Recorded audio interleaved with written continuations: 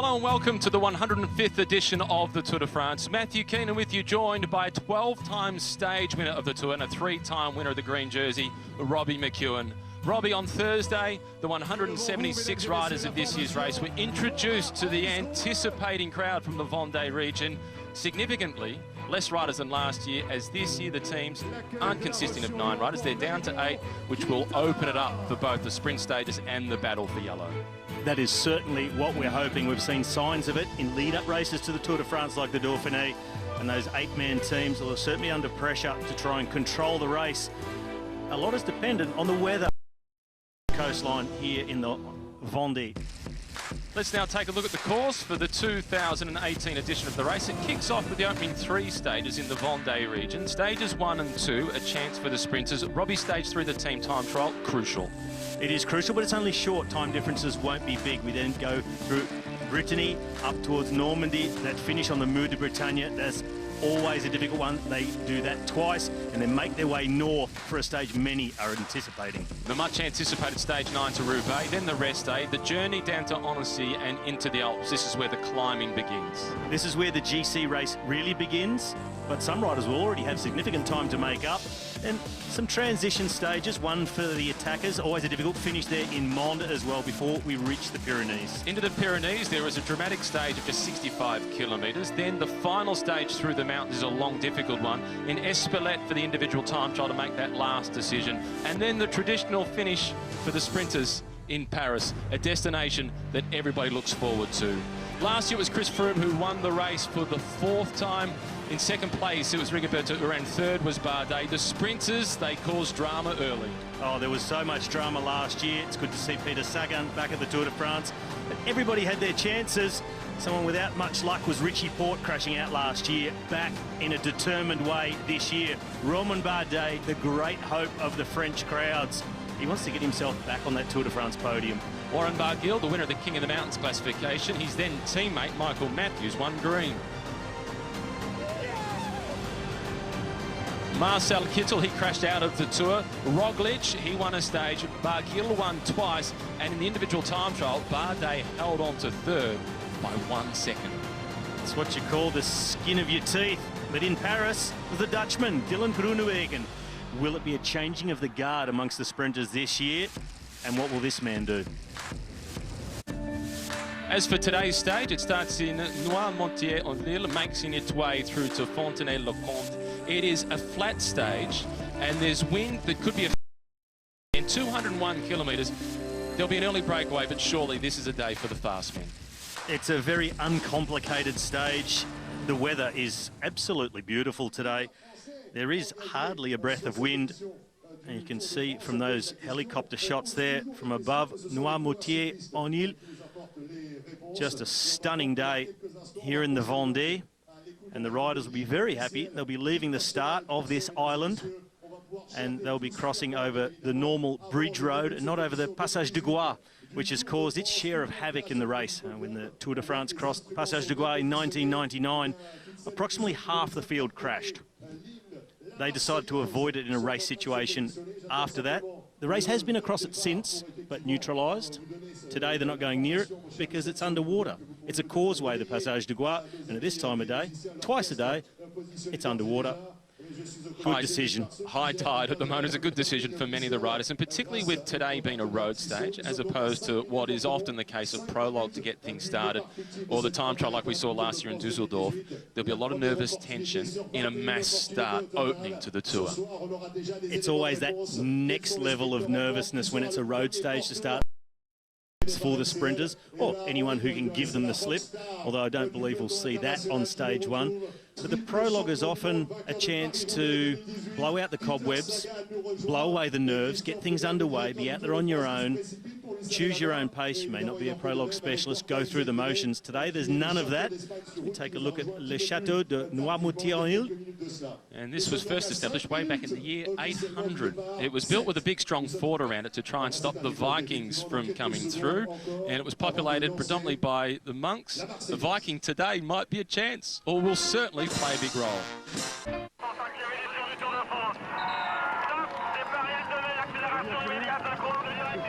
The flag is in, and the 105th edition of the Tour de France is underway. And it's a rider from Direct Energy, a team that hails from the Vendée region, who is the first to go, with Johan Alfredo right on his wheel, and then another one of the Frenchmen from the Fortunato Samsic team also in the mix.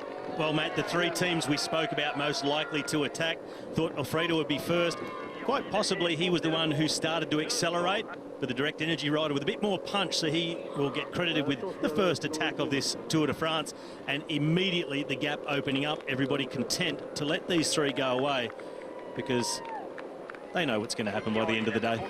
201 kilometres of racing today, and 176 riders at the start. Well, we've got one prognosis right, and that is that Johan Alfredo has joined the breakaway. Jerome Cazin from Direct Energy was the man who officially got things started.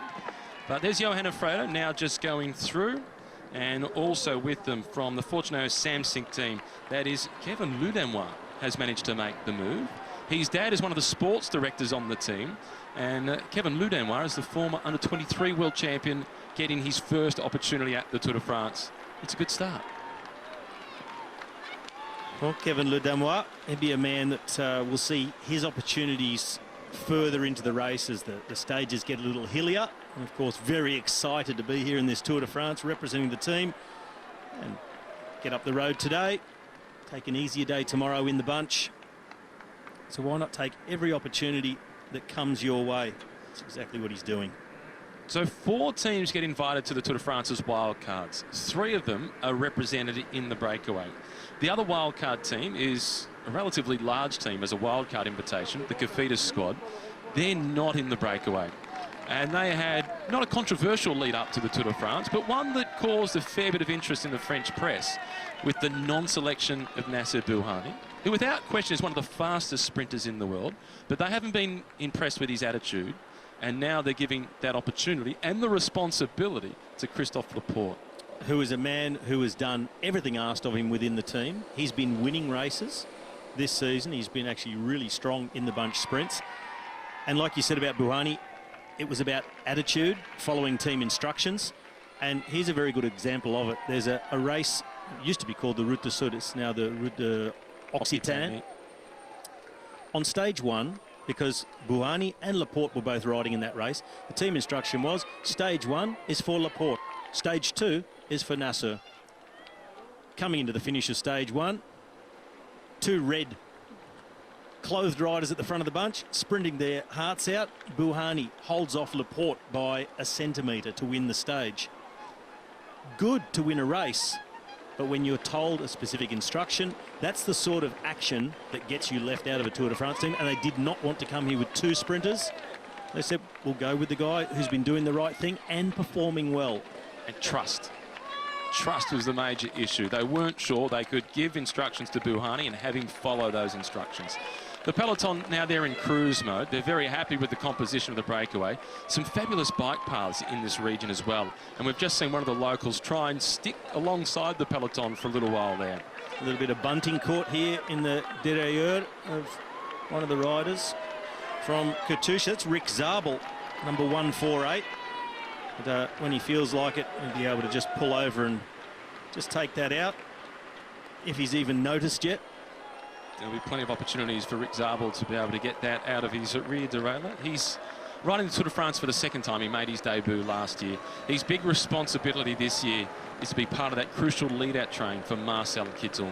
So I suspect we'll see a fair bit of Rick Zabel at the back end of the stage. We certainly will. He's always there with Marcel Kittel. And he'll be relying very heavily on Rick Zabel, also Niels Pollitt and Tony Martin. So it's the German sprint train within the Russian team. The others more there for the support of Ilnur Zakarin, who's a genuine GC contender. And Boswell, former Sky rider, very good climber, Kishilovsky, and also Pavel Kochikov. Side on view of the peloton. Everybody looking very relaxed at this point. Lots of the blue colours towards the front from Quick Step. And I suspect that we'll see them on the front fairly early. That is Nicky Terpstra at the front. In second position is Tim de Klerk, who will be the breakaway killer in the first week. Oh, he certainly is. He's a big, powerful man and already starting to assume the position. The break already gone through that 1 minute barrier. That's when you start to feel a level of safety that you're definitely not going to get chased down. No one else is going to try and come across at this stage normally. If they were going to do it, they would have already taken off. Good to see the former South African national champion at the front, J. Robert Thompson, and Thomas De Gendt pulling across to the side for an early nature break. Good to be well hydrated early. Well, absolutely essential, but also Jumbo are there for Dylan Groenewegen.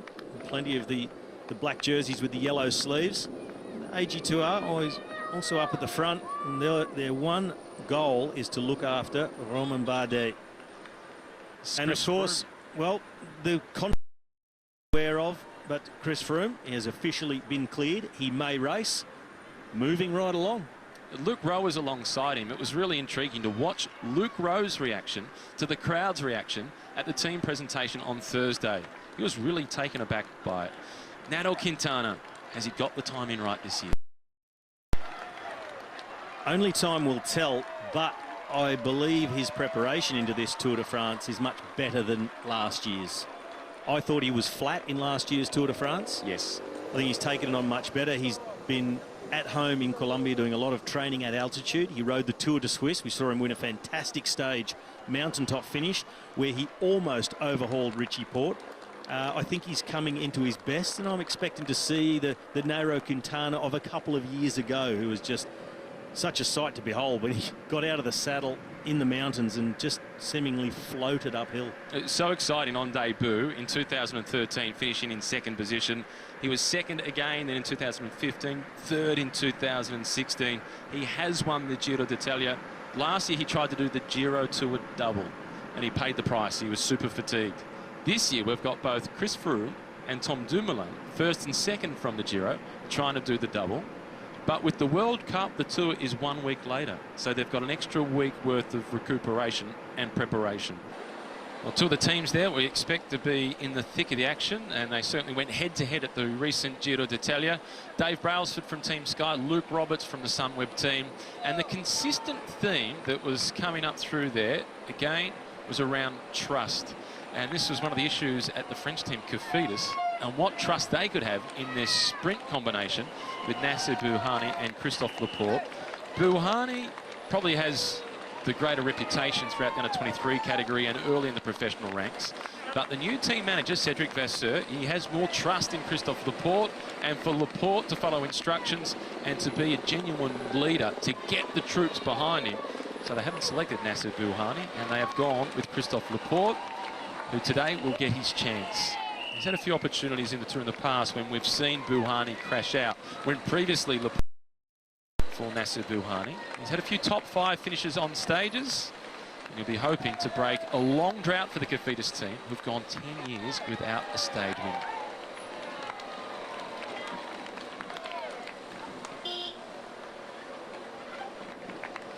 Just inside 160 kilometres to go. The breakaway group of 3 still at 3 minutes and 53 seconds. So it's been hovering around that 3:50 to 4 minute mark, and I suspect it'll stay there for a fair while yet.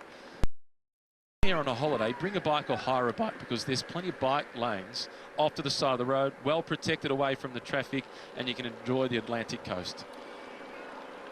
And outside of those bike paths, there are a lot of very quiet country roads, and I've been riding on a few of them Thursday and Friday before the race got underway, and touring around here in the Vendée from La Roche-sur-Yon out to the coastline. And when you ride a bit, I did 100k one day, 85 the next. When you ride a few kilometres, you do get a bit hungry, and the good news there is there are plenty of creperies along the way. So I've been really enjoying the Breton-style galette, the whole wheat pancakes that they make, the crepes. Ham, cheese, egg. You've been sharing those. My mouth's watering now. I've got to stop. You've been sharing those photos with us every single day, and they look delightful. I'll shout you one tomorrow. We'll get more of those as the race heads up towards Brittany. Nice little holiday resort there. We're not too far away from the coast, and the peloton has been really blessed with the weather today. hardly any wind at all. There would have been a lot of riders in the race nervous about a windy day. And we've seen already a few times Philippe Gilbert down towards the back of the peloton looking really relaxed. When the race finished on day one in the Vendée region back in 2011, there was a lot of crosswind at the end of the race and it caused some big splits. And importantly on that occasion for Cadel Evans, he had the likes of Marcus Burkhardt with him, George Hincapie was there as well, Manuel Kenziato. They kept him out of trouble and he managed to be right at the thick of the action.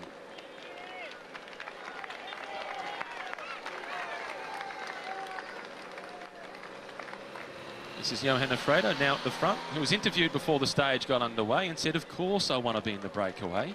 I'm not a sprinter, I'm not a climber. What else can I do? Breakaway. In the breakaway on the opening stage last year with Taylor Finning, who this year won't have that freedom. He's got a different role. This year he comes with the team that got second place last year with Rigoberto Urán. Last year they weren't expecting that result necessarily from Rigoberto, so he had a little bit more freedom early, but it's not the case in 2018.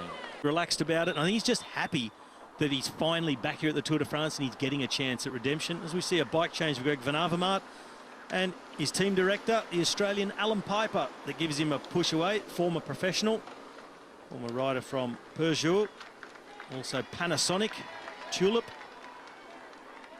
And he ended his career, Alan Piper, in 1992 when he rode the Tour de France as part of that Tulip team. And when he made his debut in the Tour de France, Alan Piper spent a couple of days in the white jersey as the leader of the best young rider classification. He was a fantastic prologue rider in his day, Alan Piper. Pretty handy in the classics too. Top 10s in Tour of Flanders. And the World Championships. I remember him in the break there in Ronse in Belgium. The year Claudie Triquillon, rest his soul, was ridden into the barriers by Steve Bauer, and Fondriest won while Alan Piper was right up at the pointy end of that race that day as well. At the pointy end of this race, it's the three Frenchmen tapping out the rhythm at 3 minutes and 19 seconds. So they've lost almost a minute of the lead they had accumulated, but they really are at the mercy of the peloton. Yeah, it's a Mexican standoff almost at this point, and they're just riding a tempo that they know the peloton doesn't want to close them down. This is the Port-Levis that we're now getting a chance to look at. This was actually built in 1974. It was extended more recently back in June of 2009. This is Robert Gesink on the front. In next position is J. Robert Thompson, the 32-year-old former South African national champion. He won that title back in 2013 when he was riding with the MTM Qhubeka team, which has morphed into Dimension Data, and they still ride in support of that great charity Qhubeka, which does a brilliant job of donating bikes, particularly to kids of school age and girls, and keeping them in school. But they don't just get the bike, they've got to do something to keep the bike.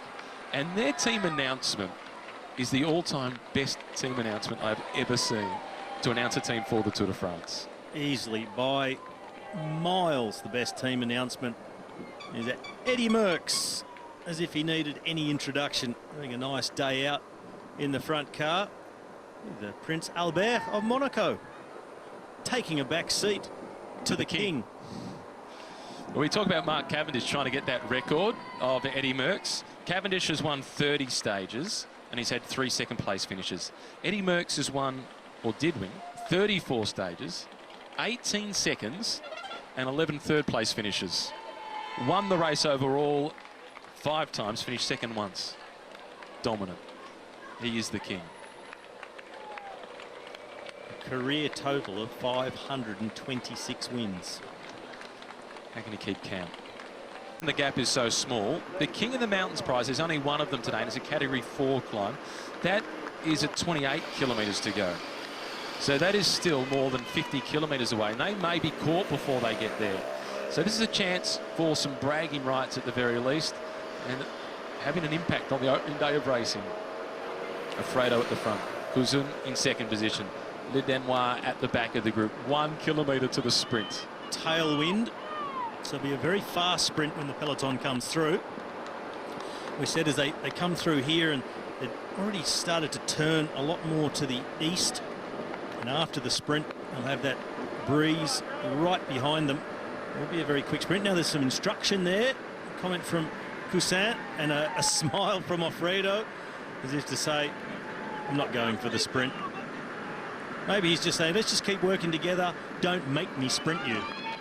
Well, perhaps that's the two elder statesmen at the front, but Kevin looks serious. He's down in the drops.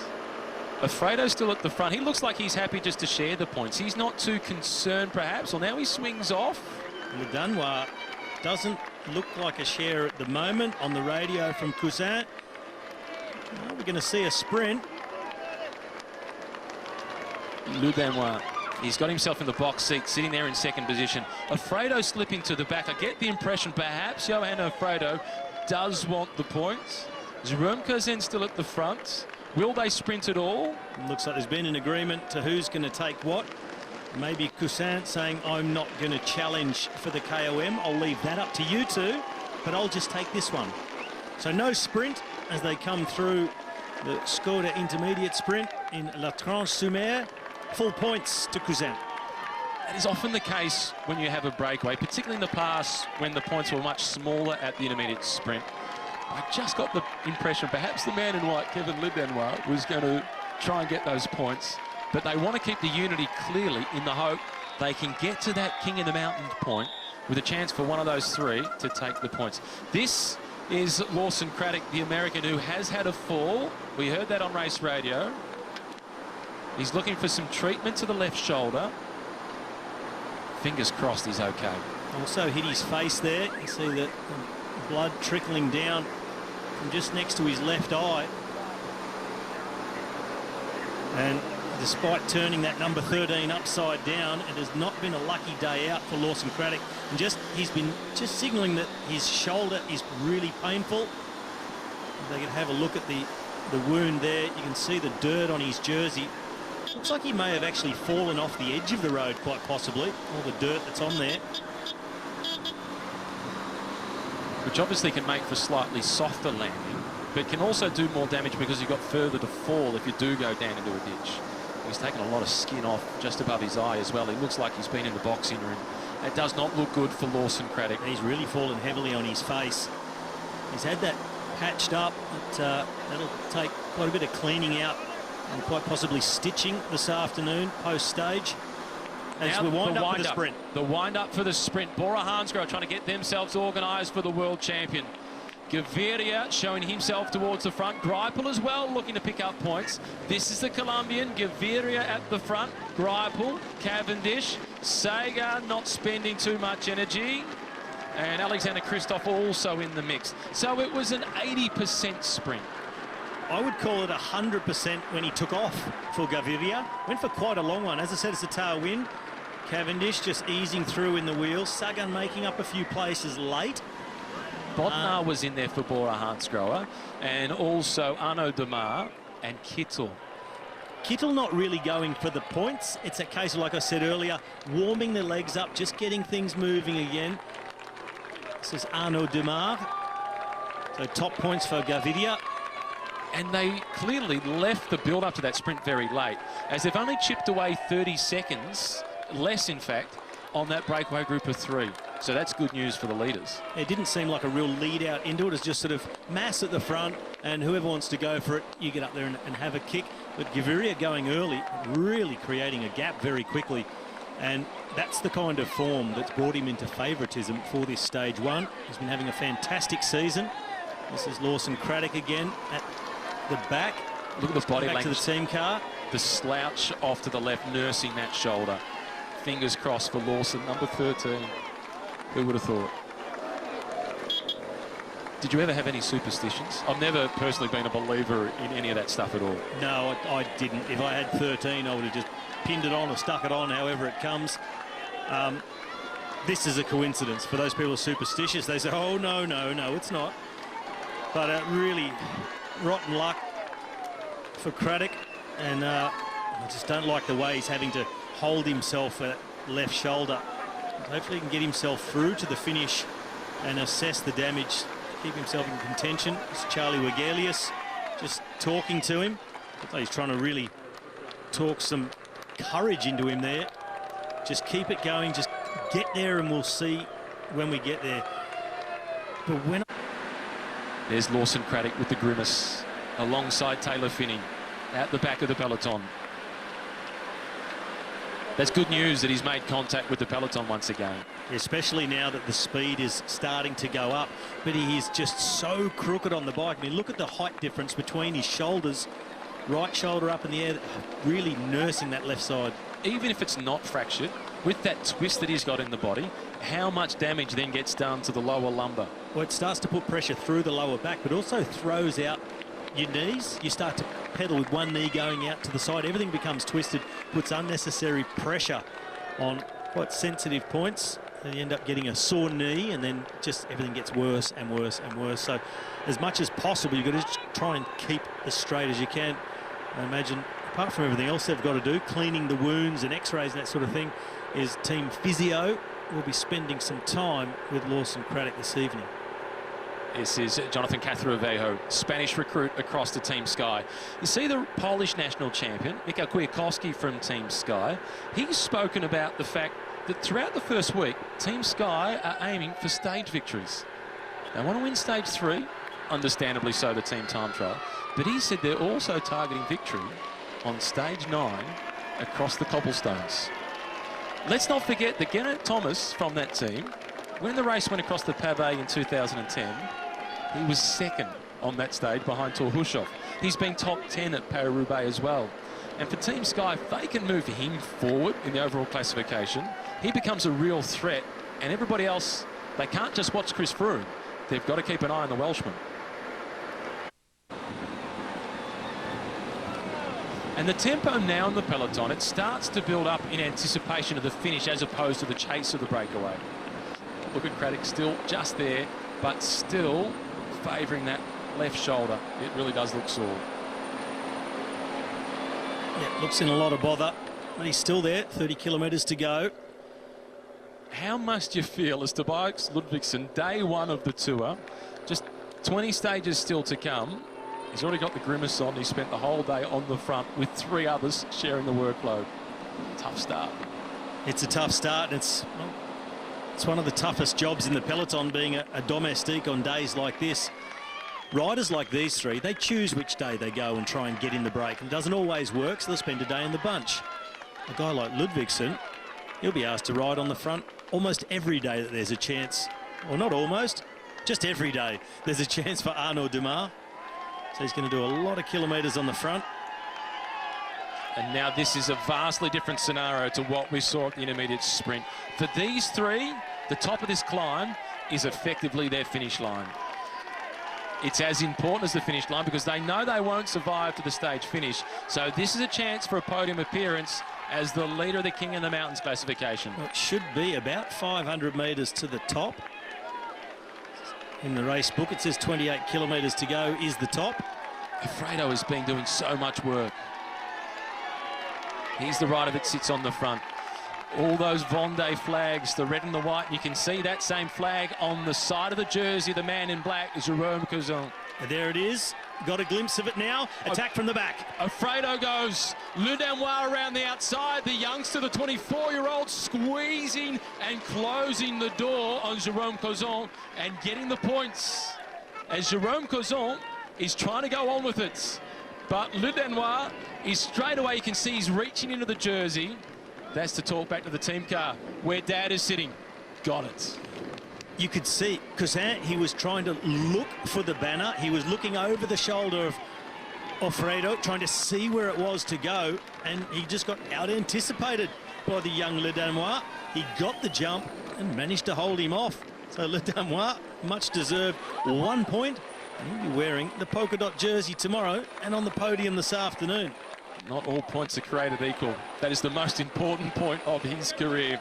And just 42 seconds now, the gap to the peloton as they really switch their attention towards the stage finish as Alfredo again tries to go solo. It looks like Cousin has had enough. He's put the hand up, wants another bidon, as Alfredo starts to ride off into the distance. As while these 2 were sprinting, Alfredo just kept that same tempo. And now Cousin, well, he's going again. Le Danois is not interested. He's got his prize. There's nothing more to gain. The other two now, they're fighting for the prize as the most combative on the stage. Now he increases the speed. Le Damois going to ride his way back across, but his job is done. 49 seconds the gap with 27 kilometres to go.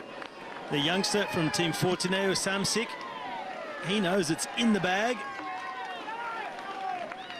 Still like to stay out here a little bit longer. Good TV time, good coverage for the sponsor, and just enjoy the cheers of the local crowd because he is the local boy of this stage. And he is fighting his way back 58 kilometres per hour through the speed trap. And tomorrow, again, there's only one categorised climb. It's Category 1, and it comes after just 28 kilometres covered. Sorry, Category 4, just the one climb, Category 4 tomorrow, at 28 Ks into the stage. So perhaps we see Le Damois go for the break again early. Perhaps. Église Saint-Pierre.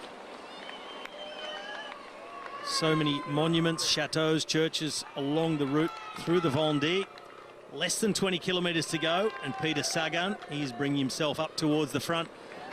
It's pretty economical as far as using up teammates goes. He doesn't need any. The blood has dried up on the face of Lawson Craddock, but the determination hasn't. Look at the grimace on the face of Craddock. You can feel the pain through the screen. It's been a tough journey for the American to get back to the Tour de France. Let's hope it doesn't end here. Well, he will make it to the finish today, as long as he's uninjured. There's a little move off the front of the peloton. And this is Oliver Naesen, the former Belgium national champion from AG2R Le Mondial, slipping off the front. Looking for the seconds. This is a surprising move. It's also sending the message that AG2R Le Mondial aren't here to wait and play a patient game. They're here to race. If he can get there and win the sprint, 3-second time bonus, the only riders who will go ahead of him, if he stays within contact of the bunch after that, will be first, second and third on the stage. Bonuses of 10, 6 and 4 would put him in 4th place overall. 3.8 kilometres to go before they hit that sprint bonus. If Oliver Naesen gets there and takes the seconds, goes into 4th overall, the team car moves up in the convoy into 4th car. Can be very important as well in terms of if there's something happen, a mechanical, whatever.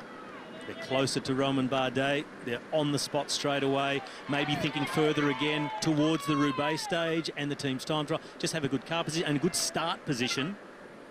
Car positioning can be so important. There's the bonus, the sprint bonus, 3, 2 and 1 for those top 3 placings. That's seconds that will be chipped off your overall classification time. There's Naesen off in the distance. Team Sky all lined up on the right-hand side of the road. Well, 3 kilometres to go until that bonus sprint. And there it is, 3K for our leaders. Alfredo Cousin. They'll be able to see Oliver Naesen trying to come across. It's never good to look across the shoulder. Here's the workload at the front of the peloton from kilometre 150 to 170, so just more recently. It's evening out. Quick-Step did a lot of the work early, still doing more than the others, but it's reduced somewhat. But let's not forget that for each of those teams, Groupama, FDJ, Lotto, NL Jumbo, Dimension Data and Quick-Step, it's just one rider from each team on the front. Tim de Klerk, 500 to the time bonus. For these two, the time bonus is insignificant. They'll be losing a huge chunk of time on stage 3. And there's time bonuses at the finish as well, 10 seconds for the win. So that's the person who will get the yellow jersey. But there's pride at stake. 300. Alfredo Almost went. Is he waiting? He's winding up over the top of Jérôme Cauzon, and he wants the time bonus. And perhaps with it as well, the most combative prize will come. Jérôme Cauzon's responding, though he's fighting his way back. And it will be Cauzon who gets the 3-second time bonus. 2 for Johan Alfredo. But now the challenge is on and they're up to it. They're maintaining the momentum. Oliver Naesen has survived to the time bonus. And now one of the Lotto riders may be unaware that there's no seconds for 4th place. Oliver Nazen now waits for the peloton, so I think your theory on the team car positioning is spot on, and it can prove to be all important if there's a mechanical problem. There'd be no other reason that a rider the calibre of Oliver Nazen would do that.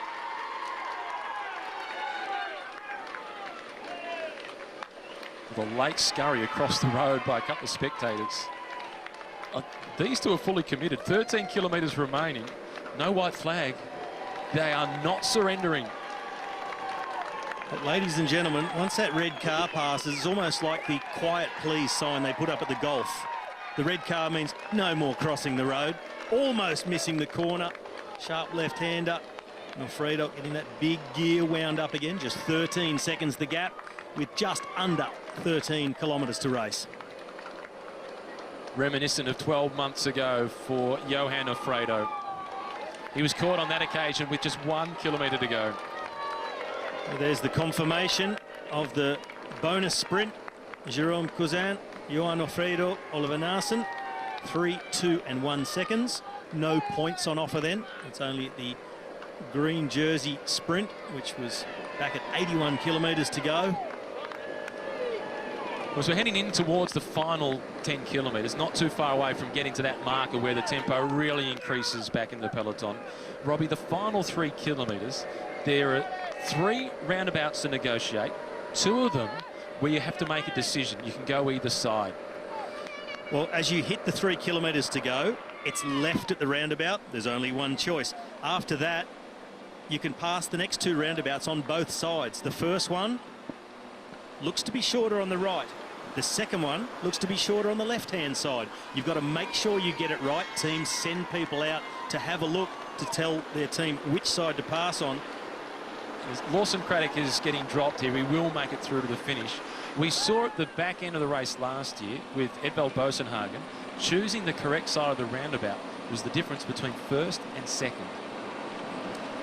The Abbey of Saint-Pierre, which dates back from the 11th century. It was a Benedictine abbey when it was first founded, and it was damaged significantly throughout the wars of religion. It was looted and suffered a lot of the damage that you still see today. It was eventually abandoned in 1666 and later declared a national estate during the Revolution back in 1791. And for a while it was used as a stone quarry. The peloton now, quick step, 3 riders at the front. The blue colours you can see at the head of the peloton, doing the job for the Colombian sprinter Fernando Gaviria. And he's also not very far away. 3 blue jerseys of quick step floors at the front, 3 more really close in attendance at the front of the peloton. Crash! Few BMC jerseys caught up in amongst that. Richie Porte is there in the middle, 81. Richie Porte has gone down. 10 kilometres to go. They must get back to the peloton. And that was a fair way back. Simon Gerrans, number 84, was there. And Simon Gerrans has got his bike set up where on his seat there is a quick release. Let's take a look at the fall and how far back it was. It was midway in the peloton. So Richie has been held up by the fall, but it doesn't look as if he hit the deck. So for a quick bike change, as the breakaway group of 2 have been caught, knuckle punch for those 2. Back to Richie Porte and Simon Gerrans. Could this be Demar? It is. 1 number on the back like we saw earlier. Arnaud Demar it is. Disastrous strike for Groupama FDJ. They've been doing the chasing all day long. And one rider there to go back for support, that was Olivier Legac. He's got a mechanical problem, so can't help him. Just back to Gerrans and Porte. So Simon Gerrans, if need be, will have given his bike to Richie Porte. As there's riders from BMC dropping back, Gerrans has got a quick release on his seat with a second stopping point where it will drop to exactly the height for Richie Porte. Here's that group. This is a big chase that is on hand for BMC. Day 1, drama already. And, oh, that's Nieve. That's Villemos at the back for AG2R Le Mondial. And now still at the front is J. Robert Thompson controlling. So still pace being set by the same riders who have been on the front all day. So It looks like there's almost somewhat of a truce. They know there's been a crash. There's not a lot of intensity at the front. Look at Michael Valgren, the Astana rider, off to the left. You can see the pearly whites. He's all smiles. Tish Benoot going through for Lotto Soudal, making sure that Andre Greipel is still up towards the front. Arnaud Demar has got the body language of a man who's surrendered, who's resigned himself to the fact he won't get back and he won't contend. This is not a chase. He's ready for tomorrow. Narrowing and a crash on the right-hand side. Someone over the traffic island. Another clip just on the left. That was the group going through, though, of Fortuneo. They're protecting Warren Barguil. It's still de Klerk at the front for Quick-Step. Let's take another look at that fall. Narrowing, forced to the right. Kwiatkowski. Jersey. It looked like Mikhail Kwiatkowski. Bernal. Egan Bernal it was. Race radio saying it's Egan Bernal. Right, there's Kwiatkowski on the left-hand side of the screen. So Kwiatkowski would have bunny hopped sideways up onto the island, no doubt about it. He is close to bike handling skills of Peter Sagan. So Kwiatkowski is definitely there. He's looking across his shoulder. Alderman to the right. Froome is there at the tail end of the riders from Sky. Spotted Dan Martin towards the back of the group, so he hasn't missed the split. Marcel Kittel, he's here in this group. Nibali is there in the red colours from Bahrain Merida. Movistar with a strong contingent. Tim de Klerk, he's just going backwards through the peloton at the moment. His work is done. Sagan on the left. And Sky now making their way to the front on the right-hand side behind a couple of riders from Team Sunweb. Daniel Oss having to use the shoulders, keep himself onto the road. Astana on the left. He's got big shoulders. Simon Geschke off to the left with the beard in the Sunweb colours. This is the chase for AG Tour Le Mondial. Pierre Latour, the contender, incidentally, for the white jersey. Not that that's a priority, because they are racing for yellow with Bardet. He's caught in heavy traffic in the convoy. He's still behind Demar. That's a long way to go to get back on. So Demar has completely given up. And race radio confirming that Adam Yates is in the second group as well. So the Mitchelton Scott team with a lot of chasing to do. This is Gilbert now on the fronts. Philippe Gilbert with the bit between the teeth. There's the gap. It's not enormous. It is closable, but it's a big challenge. It really depends on which teams of the other general classification contenders want to take advantage of this situation, really try and offload Adam Yates and Richie Porte and whoever else has been caught out behind that crash. Degenkolb and de Kort are still in this group. Here comes Yves Lampard. Now it is Gruzdev from Astana. They've got Jakob Fuglsang there, so he's well protected. He's the rider who is fourth in line in the aqua blue colours. Bernati is there for Movistar. You can see him in the light blue as well, just poking into the picture. Gilbert controlling things. This is at the back of the first group. I think they should get back. Essentially, they're only riding against Gilbert. He's the man setting the pace. All the rest are just going up near to Gilbert, but not actually hitting the front to force the pace. So if that second group can outpace Gilbert, they should get back on. This is Luis Leon Sanchez sitting out the front for Astana. Lotto and El Jumbo, they've been doing a lot of the pace making. They've also moved up towards the front. There's no cars in between these two groups, so they get no free ride. They're going to have to push all the way back across it. There's Gaviri in the background in the blue. He's got getting the him behind beard. his teammates. Easy to spot Gaviri with the beard if you're looking for him. 15 seconds the gap between the two groups. Lotto Jumbo on the right for Dylan Groenewegen. He's the man in third wheel in the black and yellow. It's Paul Martin's at the front. There's Bernal on his own and chasing. That's Damien Housen, number 66. So he will have been doing the job for Yates. Also for the Mitchelton Scott team, that's Matthew Heyman. And Bernal is making every effort he can to return to that group. That's Villemos shaking his head saying, no, not working. Also there for the FDJ team, that is David Goudot, the young Frenchman. So the youngest and the second youngest in the race are together. Another crash according to race radio. Chris Froome. They're saying Chris Froome has crashed on race radio. I see Sky Riders on their own radio, and race radio's come across saying Chris Froome. We'll wait for confirmation. Let's look for the pictures. This is Simon Gerrans towards the back of this group, number 84. He will have done his job for Richie Porte. It looked like in that moment He was handing off his bike to Richie Porte when the crash happened. If we can get a closer look.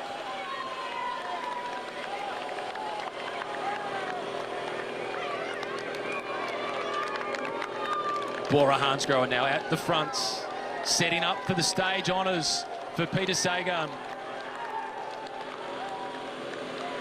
Chris Froome, confirmation, he has been involved in a fall, and he is some 200 metres behind. Off to the left-hand side of the screen, the bike going over the top of the barrier. There is Froome in a ditch. So Froome is chasing.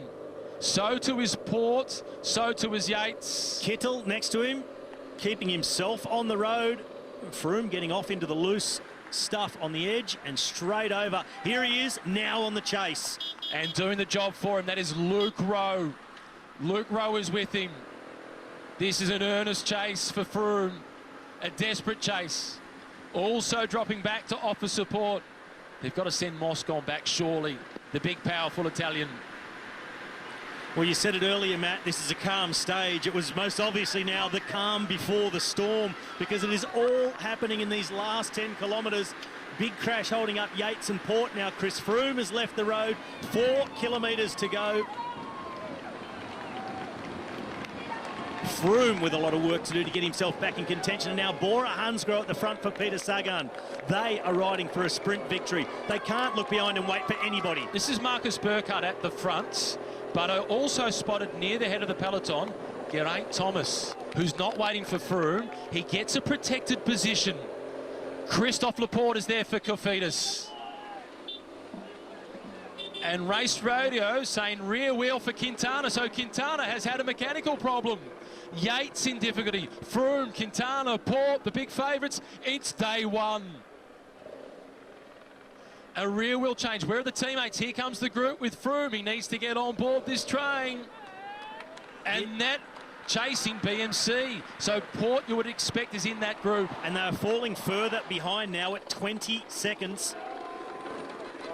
And will Froome be in that group or another group behind that, because he was off down the ditch?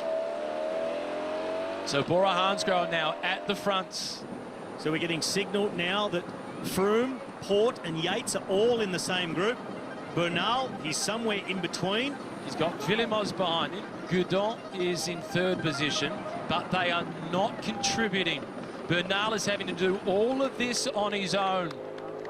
And look at the power that he is trying to chase. Bora Hansgrohe at the front for the world champion Peter Sagan. This is Postelberger at the head of the peloton. 43 seconds now, the deficit for that second group. Well, that time is just ticking up, so I'm thinking maybe there's a problem with the transponder or where the motorbike is in relation to that group. They were around 20 seconds behind, but just 2.2 kilometres to go. 65 kilometres an hour at the moment. Another one of the Dimension Data riders also gapped off. And that was Luke Durbridge, who's done all he can for Adam Yates. This is Bernal on his own. That's de Klerk that he's just gone by, who was doing all the chasing early. The youngest rider in the race, and he's chasing to try and hold a good spot overall. And now we're on board with Nairo Quintana, who doesn't have any teammates. Well, that is Sepp Van Mark who is with him. Shortest way through the roundabout on the right, crowded with team cars. Another touch to the brakes. 1.6k to go for the front of the bunch. We're going to line up for a bunch sprint, but it's maybe not the biggest story of the day.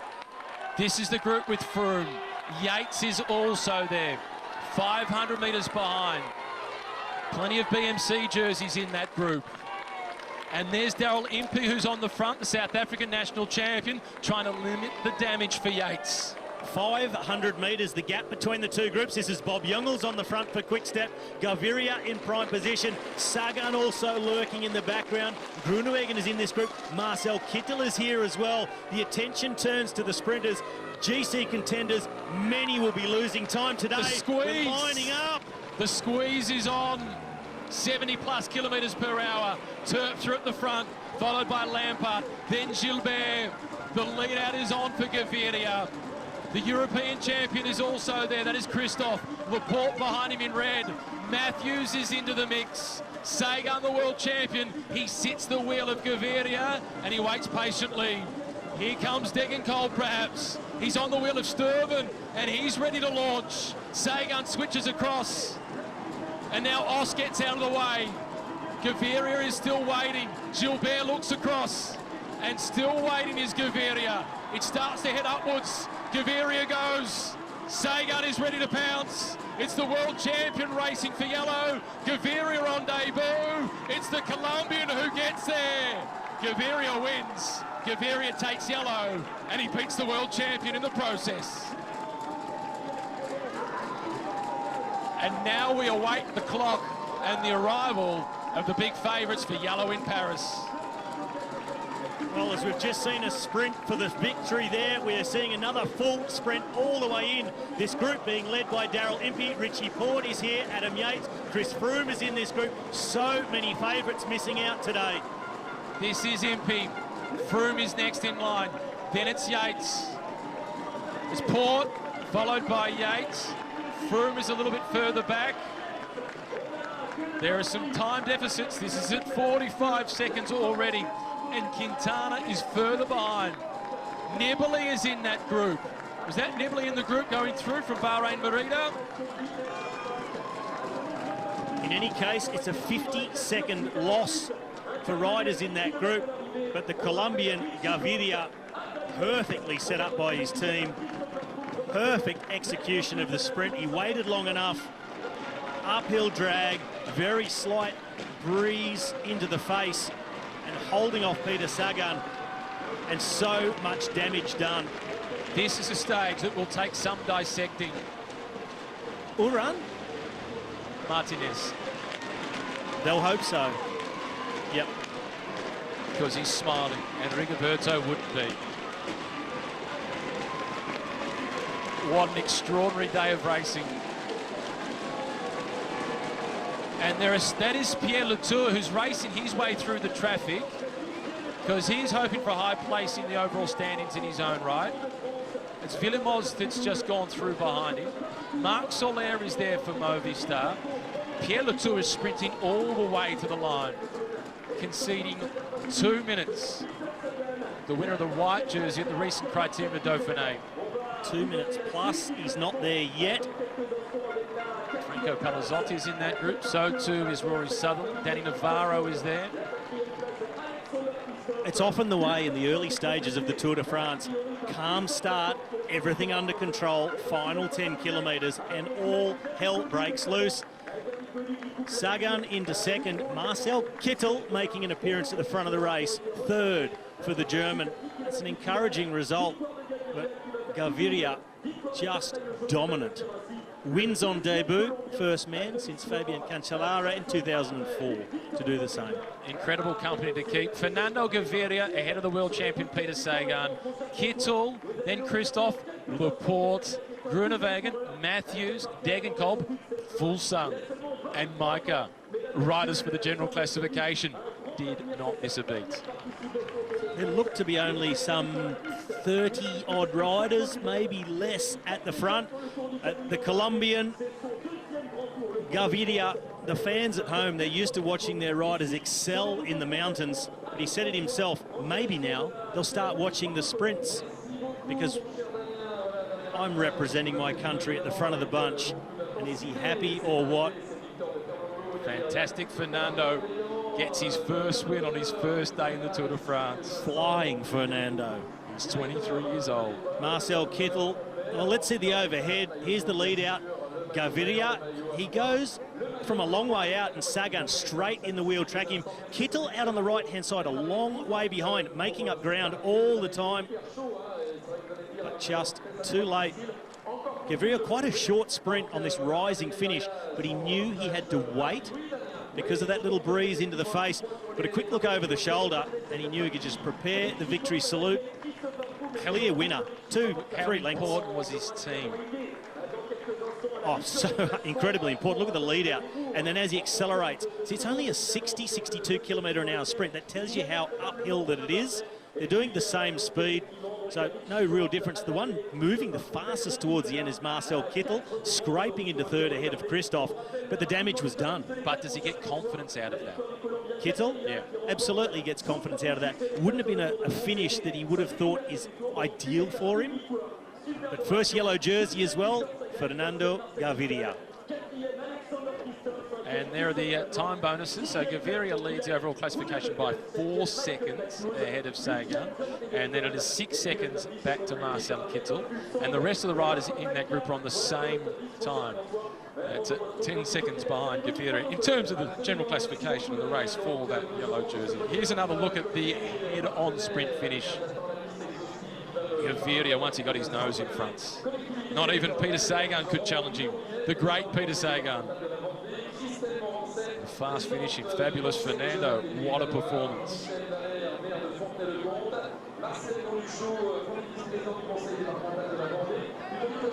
And then Chris Froome coming across the finish line. We wait to be able to get all the exact time gaps so we can really dissect the damage today and who the big winners were in the race for yellow. Certainly Jakob Fuglsang, who's holding out hopes of making the podium in Paris, has gotten things off to an ideal start. Music starts for Fernando Gaviria. Day one, victory number one. Surely there's more to come.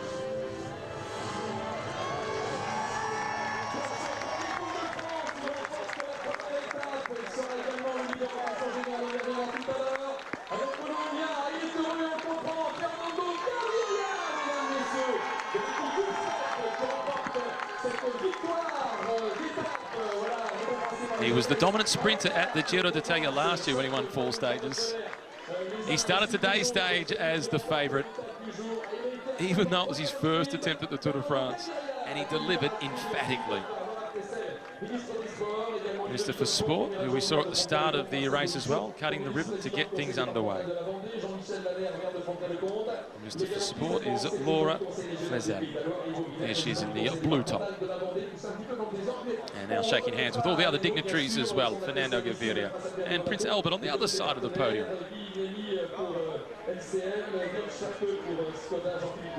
Now the yellow jersey.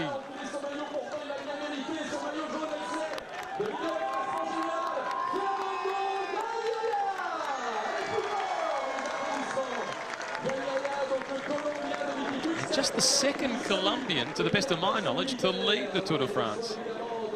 Victor Hugo Pene, the other one, back in 2003.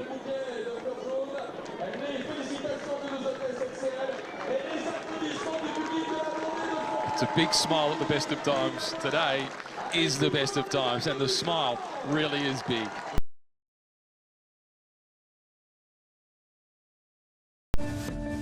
Let's now take a look at the course for stage 2. Meuleron-Saint-Germain through to La Roche-sur-Yon. It is a stage of 182.5 kilometres. The first obstacle, or perhaps opportunity, comes early with a Category 4 climb. Intermediate sprint towards the end, plus the B for bonus. The time seconds up for grabs with roughly 14 kilometres to go. And then the sprint itself. Robbie, you've had a look at the course. What do we expect? The course itself, it doesn't present too many difficulties, just that Category 4 climb after 28 kilometres. We'll see if Le Danois tries to get himself up the road to defend that jersey, just the 1 point on offer.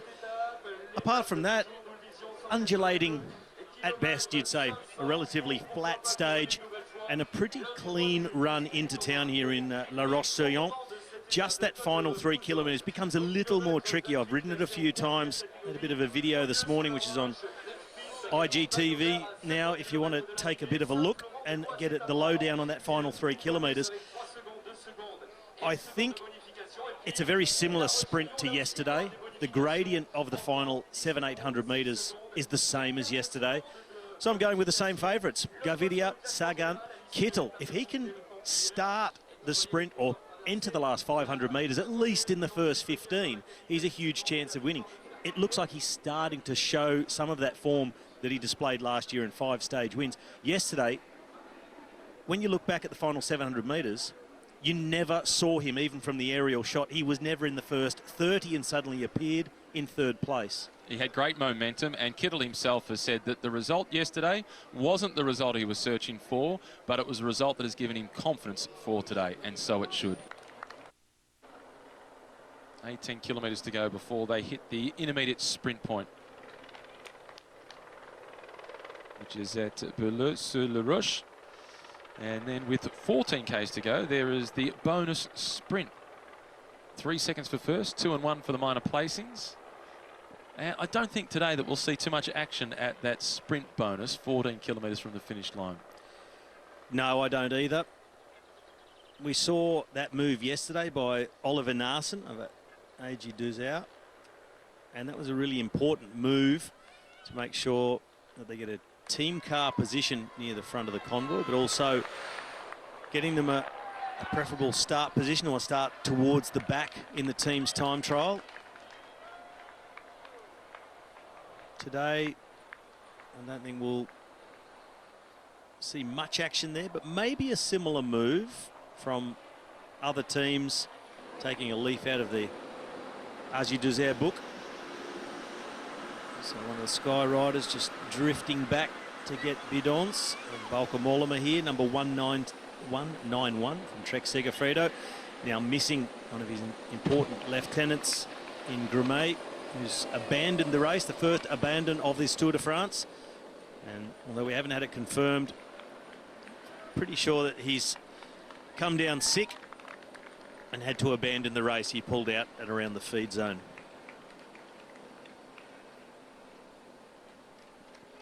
Well, there's one way to stay cool on a day like this. Temperatures rising up to 32 degrees. And as always, it is a major factor, the field art that we see. This pie chart can definitely be debated. 67% for the Quick-Step team, BMC at 17%.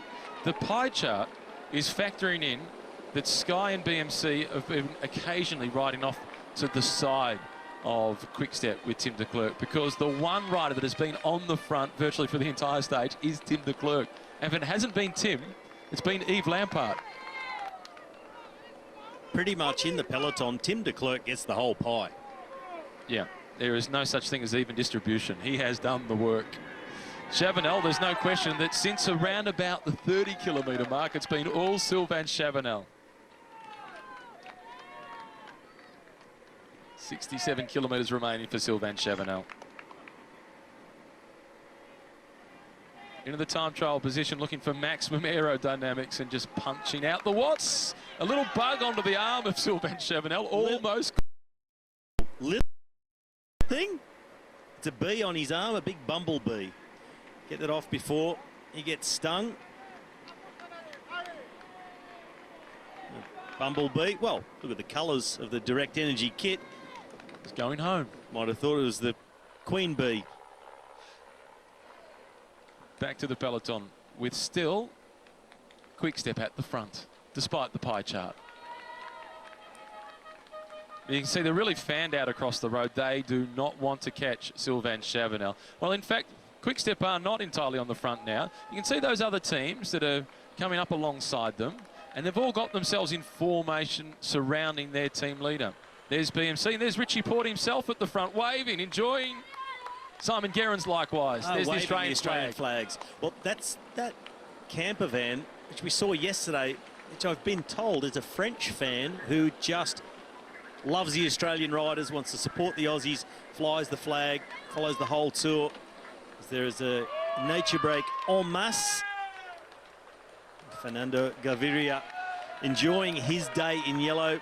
Pretty calm, easy day out for Gaviria, with all the work yet to come in about 15 kilometres time. On the hunt for some more points for the green jersey. We saw him show his speed yesterday at the intermediate sprint, 74.6 k an hour. And clearly, he has no problem with pressure either. He's been a winner right from the very start, and doing the homework earlier on, looking at the beginning of his career as a 20-year-old, 19-year-old thereabouts, riding for the Colombian national team in races in South America, there without a lead-out train. He was winning stages and relegating guys like Mark Cavendish at the peak of his powers into second position. Gaviria's first 2 wins at pro level. He was riding for the Colombian national team as part of their track program. He was a professional rider. His first 2 wins were both in front of Mark Cavendish. When he turned pro on the European scene, because those races were in the Tour de San Luis in South America, when he joined Quick-Step as a stagiaire in August of 2015, he won a stage in the Tour of Britain in front of Andre Greipel. So he really entered the pro scene through the front door. Didn't just enter, he kicked it in. Indeed he did. More than 43 kilometres per hour, the average speed for Sylvain Chavanel. And the peloton doing all they can not to catch him.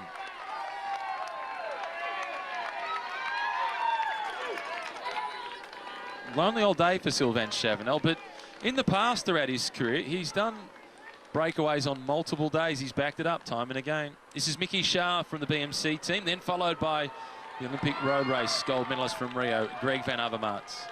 Next in line from Bora Hansgrohe, that's Marcus Burkhardt. Andre Greipel there in the red colours from Lotto Soudal. Richie Porte looked pretty relaxed, all smiles sitting up towards the front.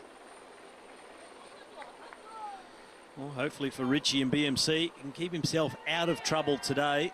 And if there is anything and held up, and just look at that wind picking up now a little bit from the right-hand side. If anything does happen, hopefully they're all well organised to get back in control and get Richie back to the front of the race. It's really what he seemed to be missing yesterday, was teammates around him. And he's got Stefan Kung there at the front, Michael Scher, Greg van Avermaet. There's TJ Van Garderen as well. Well, that gap was down to just over 3 minutes. And now with that mass nature break, no pace being set at the front, whole road being taken up from side to side, back out to almost the 4-minute mark. And certainly now Chavanel will take maximum points at the intermediate sprint. We see Nairo Quintana in the blue, number 71. Second in his first Tour de France in 2013. Talk about Gaviria entering through the front door. Same goes for Quintana. It was a huge impact when he arrived. He finished third at the recent Tour de Suisse, which was won by Richie Porte. He won a stage there as well. He comes into the race with 29 days worth of racing in his legs, which is less than last year, because last year he'd ridden the Giro d'Italia. But prior to that, he'd sometimes come into the Tour with not quite enough racing in his legs. I feel like 29 days is around about right for Nairo Quintana.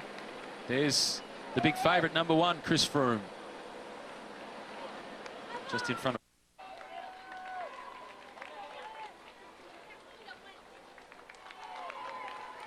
This is Mikel Shah now at the front. He was one of the riders on BMC in 2011 when Cadel Evans won the race.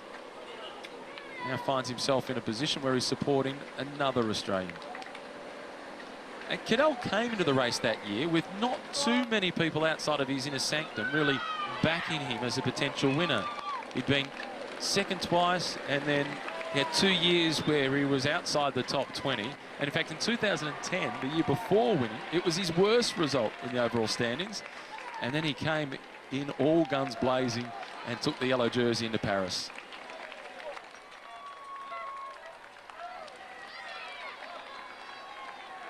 Also just spotted Domenico Pozzovivo at the back of the peloton from Bahrain Merida, who was the shortest rider in the race at 164 centimetres. He's not the lightest rider. That goes to David Gaudu, a young Frenchman from Group Arma FDJ. He weighs in at just 53 kilograms. That's jockey weight. That's even light for a jockey. This is Chavanel once again. Incidentally, by contrast, the heaviest rider in the race is Guillaume van Kiesbroek, who weighs 86 kilograms. It's a lot of extra luggage to carry up the mountains. One of them likes the mountains and one doesn't. A little bit of action at the front. Little counter-attack by one of Sylvain Chavanel's teammates, surprisingly enough. And marking the move is Damiano Caruso from BMC. And this is creating just a little bit of action. You'd have to think this is to do with the intermediate sprint. Potentially. Why on earth would his teammate do that otherwise?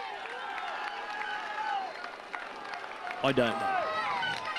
Wind direction at the moment, mostly behind Sylvain Chavanel. Pretty much a tailwind, but just dragging uphill a little bit at the moment. And this area, although this is a flat stage, there's really very little flat in this area. It's really undulating.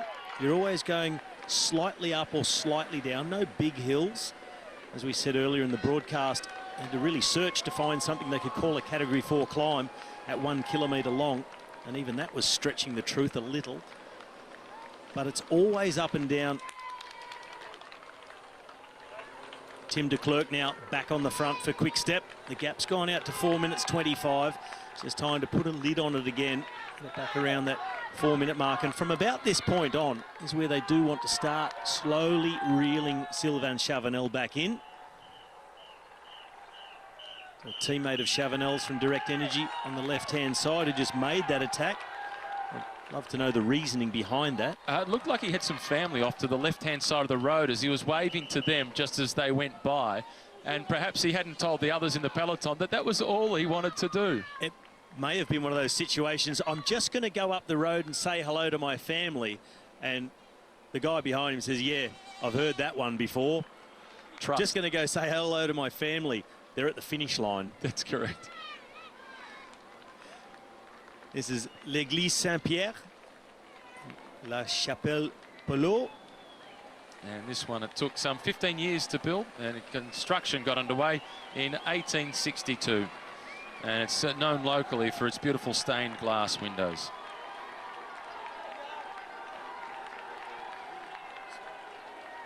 There's a peloton swing around the church, which has its own yellow jersey. The Tour is eternal. It is, and historically it has withstood plenty of controversy.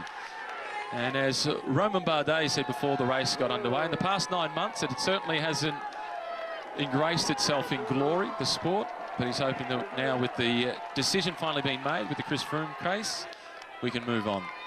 And so we should. The decision has been made.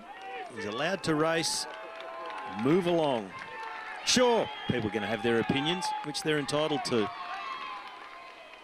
But let's enjoy the race, and it promises so much, and yesterday already really started to deliver on so many fronts. A fantastic sprint by Fernando Gaviria to put himself into the yellow jersey. What I do after the sprint, he'll fly through a roundabout, and it's just a little uphill before they get to that right-hand bend in the road. And that advantage for Sylvain Chavanel is already falling away. It's, in the last kilometre, he's conceded 15 seconds. This is that drag uphill that I was talking about. To the house, that is in the corner. That's where the road bends around to the right. So he's just over the top of the rise now. All little factors that help if you're in it for winning green. It's as important to study these intermediate sprints as it is to study the finish.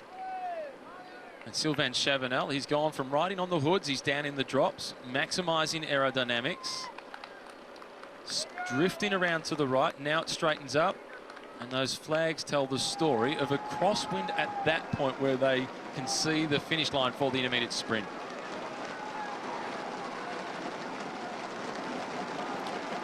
Maximum points in the race for green for Sylvain Chavanel. He collects 20 points.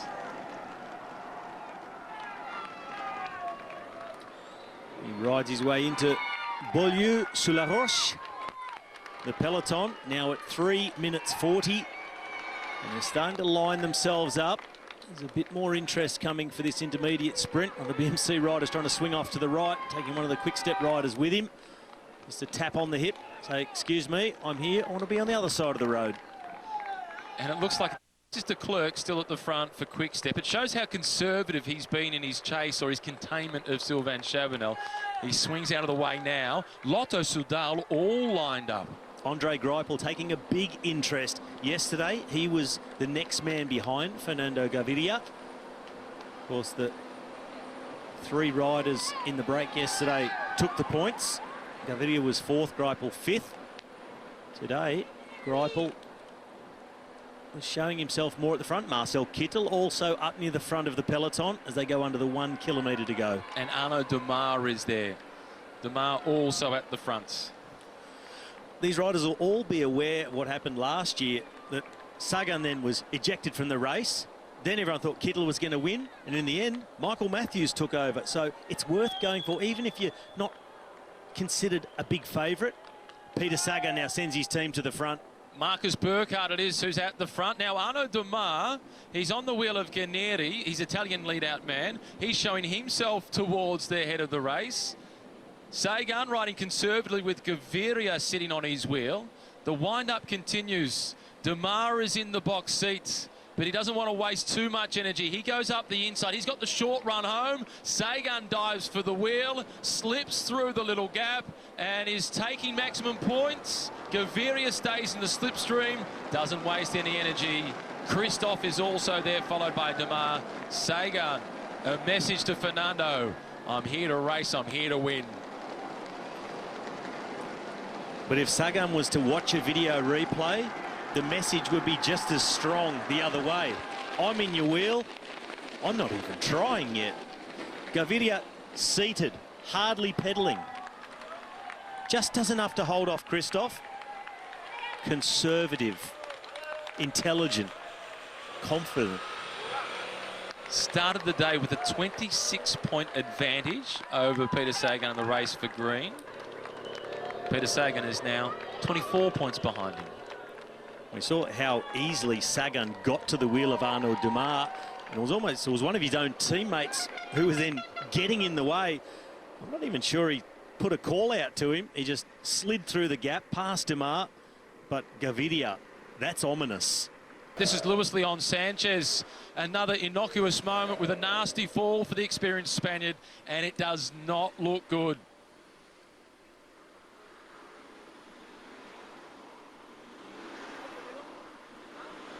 That looks very, very nasty, and the way he's holding his arm and then head down, that almost certainly looks like a broken collarbone. Looks like collarbone, and it looks like wrist as well. And Luis Leon Sanchez is tough, really tough. He's won 4 stages in this race. He's finished in 10th position overall and is the captain on the road for Astana to protect Jakob Fuglsang and his ambitions for a podium finish. This is a sporting disaster for the team. Yeah, it's not only that a massive blow to Luis Leon Sanchez, but a huge setback for the team, for Astana and for Jakob Fuglsang. And the team time trial tomorrow. Especially for tomorrow, team's time trial and beyond that. And it doesn't look like he was making an attempt to get up and get back on his bike. I think with the experience of a guy like Luis Leon Sanchez, he knows.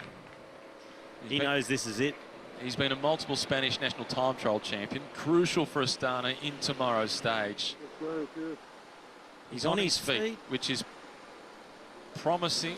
He's really torn up on that left side.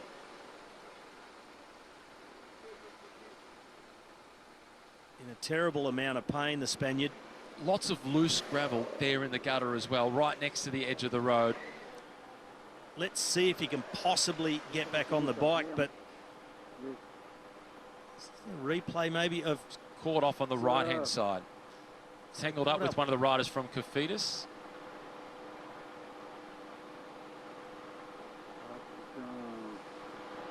It's really quite a strange crash. Really quite innocuous. Nothing really going on in the peloton. Just one of those moments. Maybe a case of someone else not paying attention, making a mistake. And Luis Leon Sanchez, the victim of that. And Sanchez is a rider with a reputation of having amongst the best bike handling skills in the peloton. 3 of his 4 stage wins in the Tour have come as a result of attacking on the final descent.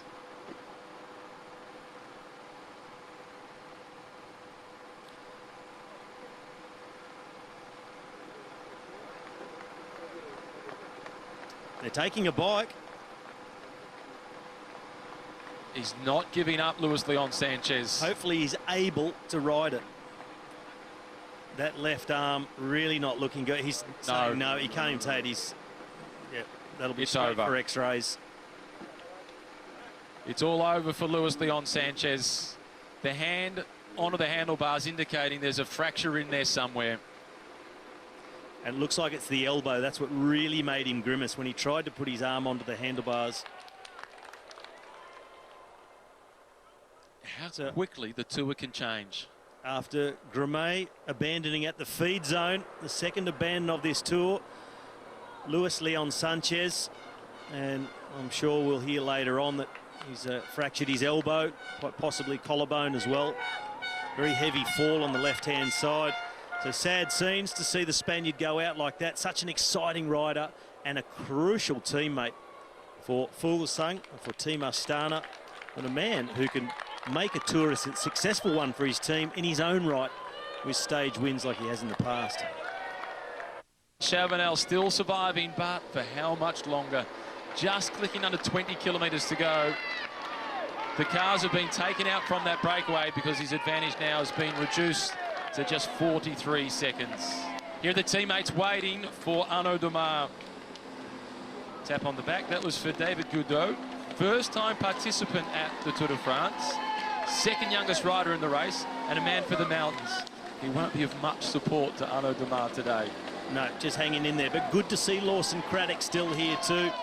With his way pretty much through this stage. He survived with that fractured scapula.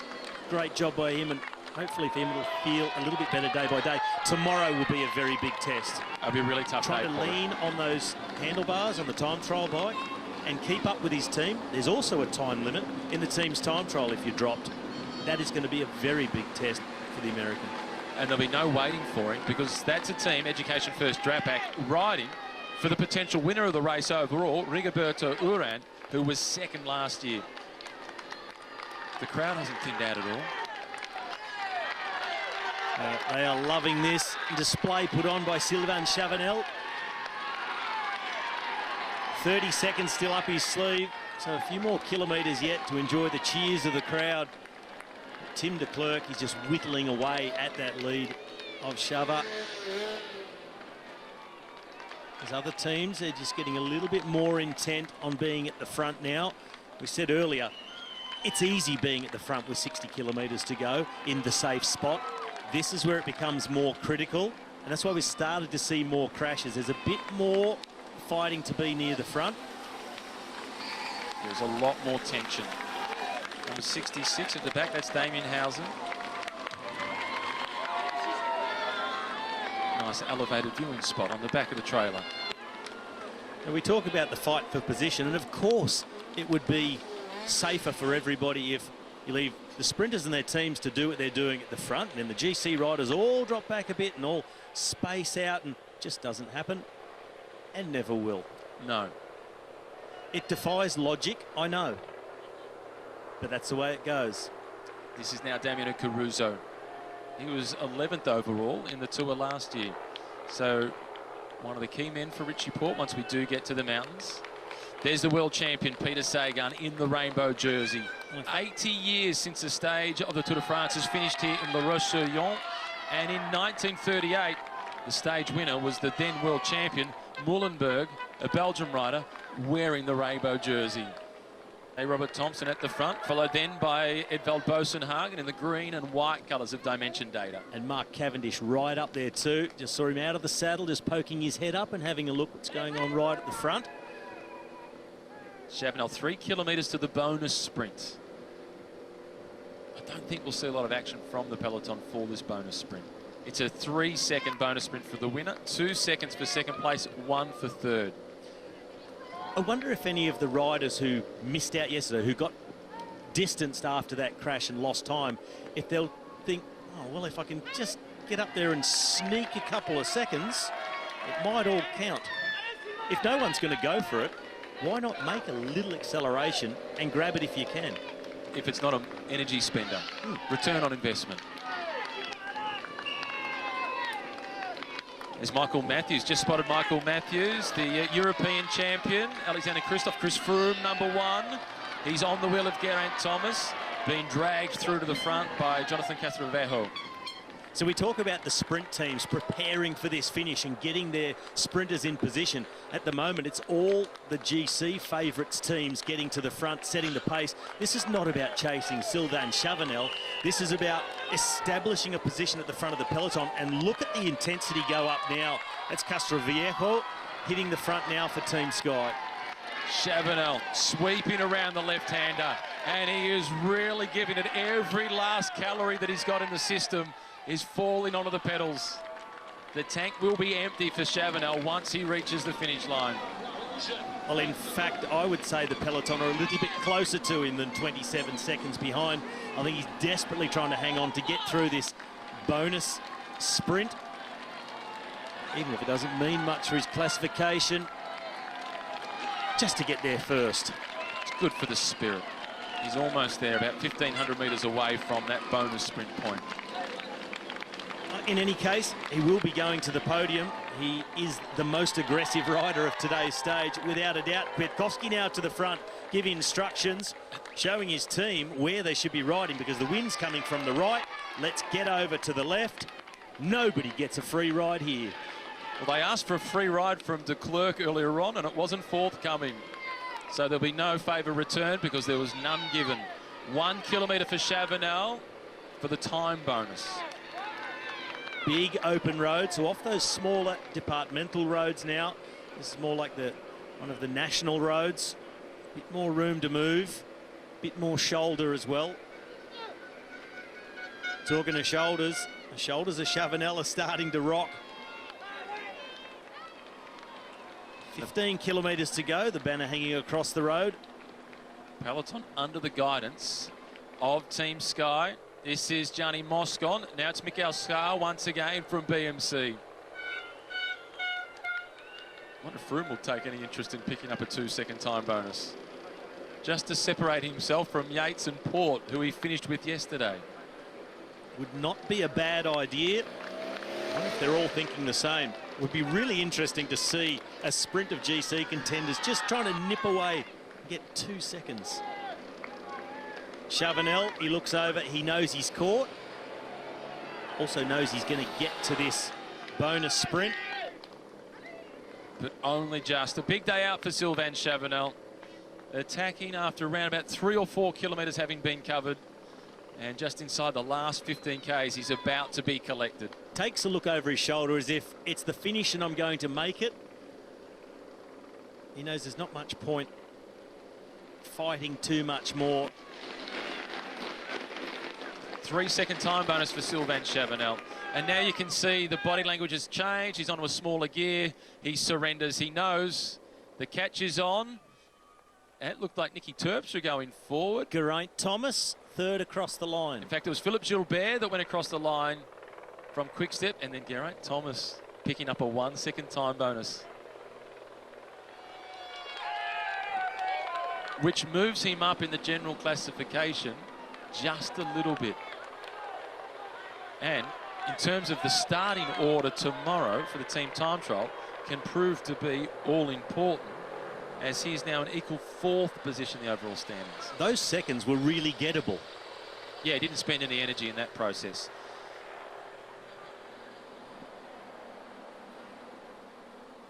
Chavanel has been absorbed by the peloton. Sky on the left-hand side of the peloton. Education first, Drapac with the pink colours in the middle. Lotto Soudal starting to line up along the right-hand side of the road for the sprint finish for Andre Greipel. Peloton now super compact on this wide road. It's almost as wide as it is long at the moment. Big squeeze on in the middle. There's no room to move. In the green jersey, Marcel Kittel has caught a fair way back. And from now, they'll be riding into more of a headwind towards the finish here in La Roche-sur-Yon. This is Tom Scully in the pink colours at the front. Chavanel, Gilbert, and then Geraint Thomas. There he is, number 183. We've seen him all day long. Well done, Sylvain Chavanel. That number will be read tomorrow. Indeed it will. And there he is, riding alongside Tim de Klerk. And look, shake of the hand. I've been chasing you all day. Good to see you. You don't know how good it is to see you. Look at that. That's fantastic, isn't it?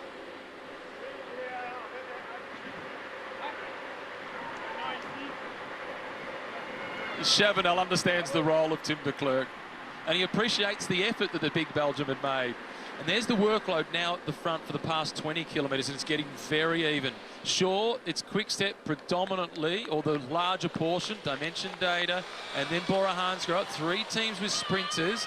BMC being represented there, though, protecting Richie Port. Yeah, they've been riding off to the side, the blue and the green. That's been Tim de Klerk and Jay Thompson.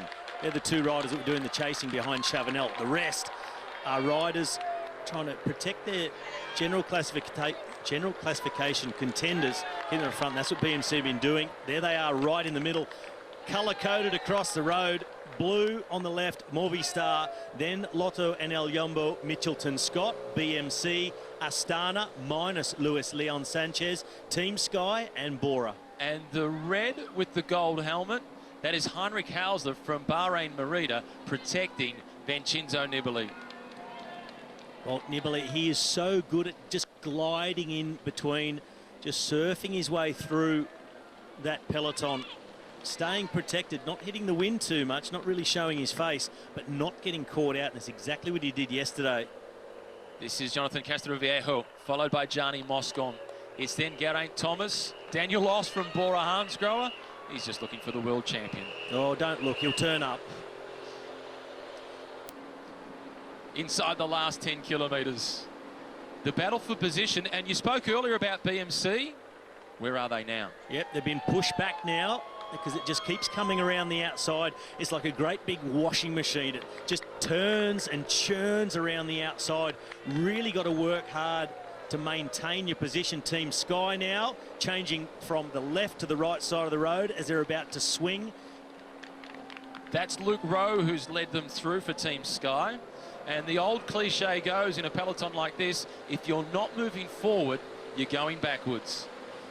That is the key. You've always got to keep trying to move forward. Just when you think you're well positioned, keep going forward again, because you know for sure someone's still coming. Peter Sagan has found a little bit of gravel to have a little bit of fun. Why go around it when you can go over it? Shortest distance between point A and point B. That's where Peter Sagan will be. This is still Jonathan Castroviejo, followed by Gianni Moscon. On race radio, back to the team car, that is Mikhail Kwiatkowski. He's the rider with a little bit of red on the jersey. The blue colours, that's Nicky Terpstra from Quick-Step, followed by his teammate, the Belgian national champion, Yves Lampaert. Then Alaphilippe. The yellow jersey's not too far away. And Kittel. After the disappointment of yesterday, there's no coming back from here for Marcel Kittel. Rear wheel puncture for Marcel Kittel, signalling to his rear wheel. Yep, it's flat. This is going to be a massive ask to get back in, and you can see the body language. He doesn't think it's going to happen. Another bike. Take the computer. Well, that is a sign like, well, I don't think I'm getting back on, but I'll record the kilometres anyway. Otherwise, if you really thought you're going to get back on, you don't bother with the rest. You've got more haste. Yes. Marcel Kittel. And for the Katusha team, because this is a team with split objectives, they've got Marcel Kittel for the sprints, Ilnur Zakarin for the overall classification. There's not going to be a whole team of support here for Marcel Kittel, and there's no urgency in the effort to rejoin. 7 kilometres to go for Kittel. He has to wait until stage 4. Well, he's in the convoy, but with under 7 kilometres to go, and the type of run in this is, it's quite difficult, dragging uphill into La Roche-sur-Yon, and they're on the outskirts of the city now. BMC are still up towards the front. They're on the right-hand side of the road. The red and black with the little hint of blue on it. Here's an indication of how difficult this final will be. It's not a mountain, of course, but La Roche, the rock on Yon, you can see the city is elevated. You've got to climb up to basically the highest point, so it is certainly a drag up into town. Once you get to pretty much the highest point, you dive back down again. There's Le Danois in the mountain jersey, the front of the peloton. It dives back down before that drag up to the finish. And Arnaud Démare is at the front as well, and he's got plenty of teammates around him. Forget Kittel, he's gone. He's not coming back to the peloton, 40 seconds behind.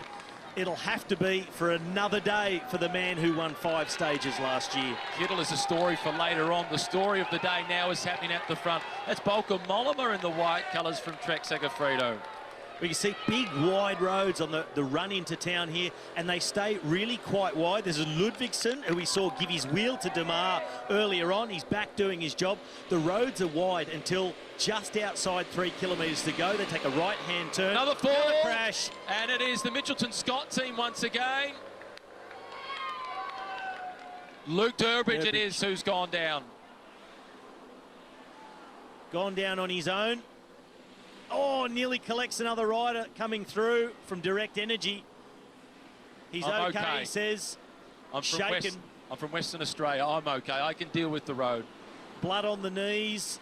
He's taken a really big tumble at high speed, but the peloton, in the meantime, they split around the roundabout. Bit of disorganisation at the front, but Bora Hansgrohe are there. Groupama FDJ, Sagan on the back of Quick Step at the moment. Where is Gaviria? Inside 5 kilometres to go. This is Matej Bodnar now at the front. He's then got Markus Burkhardt. Also there is Daniel Oss. This is Postelberger now, the Austrian champion, coming forward. At 2 kilometres to go, there's a sharp right-hand turn, then a big sweep through until they get towards the finish line. This is the moment where the road starts to drag up from 4.6. So all the way now, it starts as a false flat, kicks up a little bit more, about 3%. So quite a long drag, a good opportunity for those who are caught out at the moment to make up some ground, get yourself back in position. False flat uphill, still 50+ kilometres an hour with Postelberger in front. Tish Benoot it is that's in second position for Lotto Soudal. And there's Greipel just a few wheels further back in the red colours for the Belgium outfit. Jens Kerkele also there for them. Look a bit further back, Daniel Oss has Peter Sagan in the wheel. There's the yellow jersey of Gaviria with teammates in front of him in blue, 4 kilometres. Battling to get position, Bernati now on the front. Alejandro Valverde in his rear, the missing Nairo Quintana. Bernardi doing the job for Movistar, but this is not for the sprint. This is just to stay out of trouble. The white colours for Trek Segafredo. It's Kundecourt and John Degenkolb. Sky on the left-hand side, a bit further back. Also a few riders from Dimension Data. Riders now being tailed off from the back. Le Danois, etc. gone. Quick Step now get back in control. Quick look back. There's 5 of them there, and so is Gaviria. This is Nicky Terpstra, followed by Yves Lampard. Then with the yellow helmet on, that is Julian Alaphilippe. The yellow jersey is following the wheel of the Argentinian Max Richesi, his teammate in blue. Quick Step back in control, just over 3 kilometres to go. Right-hand turn, kicks up a little bit more. They'll see the 3 kilometre to go banner. That's the top of this rise. It'll then dip down again over a bridge. If they look to their left, they'll see the finishing straight. They've got to loop around to get back onto it. Lots of red jerseys on the left, not just Lotto Soudal. Cofidis, third in line, Christophe Laporte. Christophe Laporte, 5th yesterday. A very good ride by the Frenchman. They've chosen for him ahead of Bouhanni here in the Tour de France. He'd love to get a stage win to repay that faith in him. The road dipping down again, you see in the distance. High speed down this section. The road climbs slightly again until 2 kilometres to go. Sharp right-hand turn, narrow street. Nicky Terpstra has stepped off and he's gone out the back door. It's now Yves Lampard at the front, followed by Alaphilippe. Quick Step on the front early. Behind Alaphilippe is Philippe Gilbert. He's looking around to check. Where is Gaviria? He's lost his teammates a little bit. It's now Lotto with Seberg who come through to the front for Andre Greipel. And Gilbert is the first of the riders in blue. Philippe Gilbert with the yellow jersey, still following Richesi, and Sagan twisting and turning. Sagan squeezes through. Gaviria is on his wheel. Richesi is still next to the Gaviria. Still got a little bit of work to do.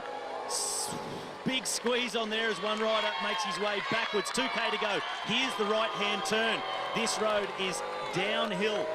And then it sweeps. Crash. Big ball at the front.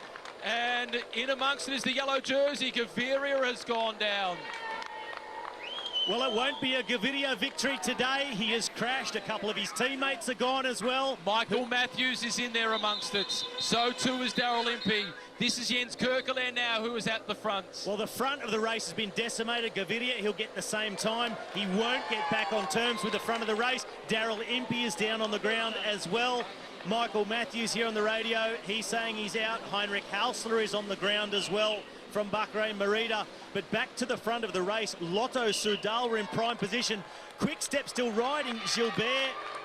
Well, now the sprint will be for Alaphilippe. Alaphilippe is on race radar. Sonny Colbrelli is there for Bahrain Merida with the gold helmets. Well, a very small group is going to fight this one out.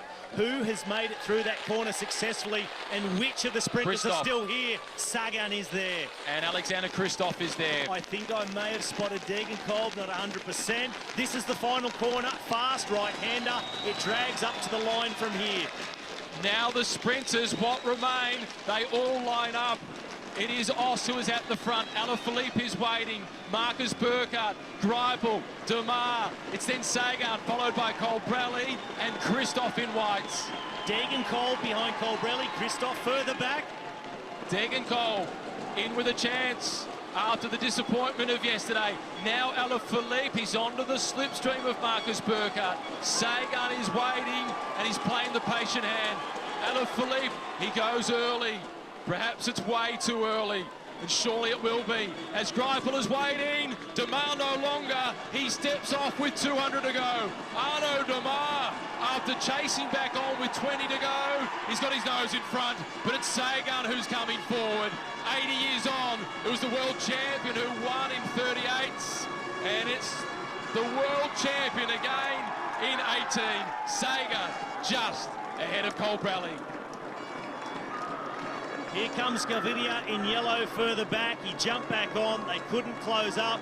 Sagan, he tracked Demar. It was a strong sprint from Demar. He started early, dragging uphill, slight breeze into the face. Sagan knew exactly where he wanted to be.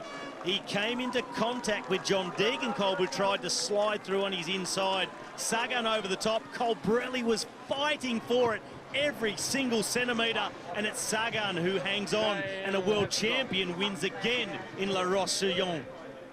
Here's another look at it. Sonny Colbrelli, who we referred to, was the poor man's Peter Sagan. He's not that poor. Degenkolb protesting, but Sagan didn't do anything untoward. Comes off the wheel of Demar, passes comfortably. This is where it gets heavy. Colbrelli sees his chance. The finish line is just coming too quickly. Sagan clearly a wheel in front of Colbrelli. Demar in third.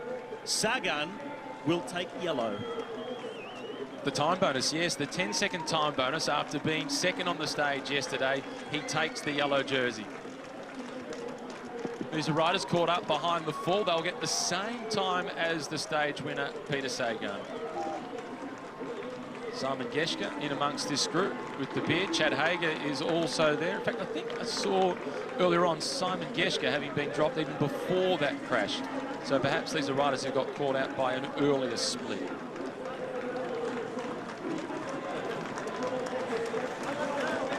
And this group caught behind the fall. This is Marc Soler, the first of the riders from Movistar. Daniela Benatti is there to the right-hand side. Andre Amador is the other rider from Movistar in this group. Luke Rowe at the back of this group. Kevin Ledanois, the one-day wearer of the King of the Mountains jersey, is also there. There's Paddy Bevan, the Kiwi from BMC.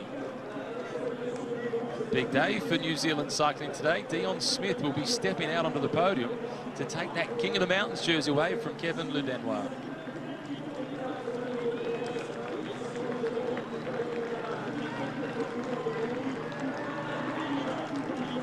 Michael Matthews at the back of that group, the black and white colours at the back. Here's another look at that right-hand turn.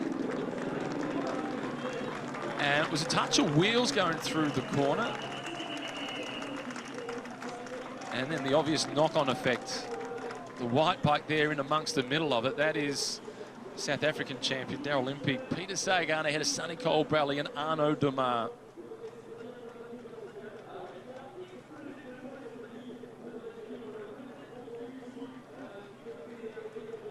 He's back on the top of the podium. And he's in the yellow jersey once again, Peter Sagan. Arnaud Demar, the rush of blood perhaps went just a fraction too early. And the Movistar rider that you can see, that is Alejandro Valverde, right up in the mix.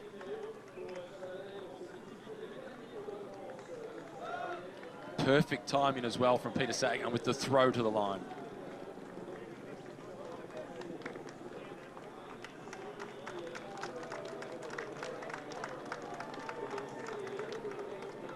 Andre Greipel, you can also see in there in the red colours.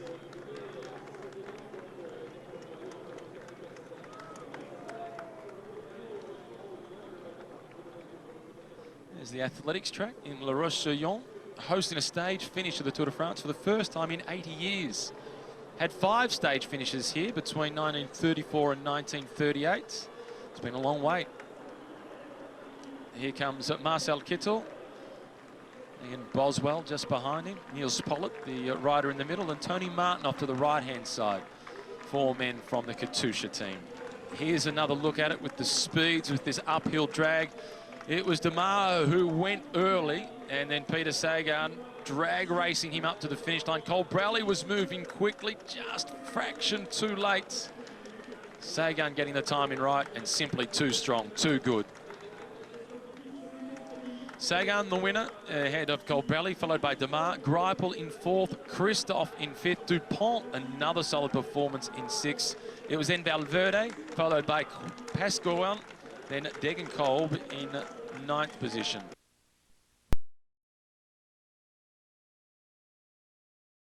After 2 days of battles between the sprinters, today is where the men who have ambitions to hold yellow in Paris will be really dependent on their teammates. It's Cholet, and it's the team's time trial.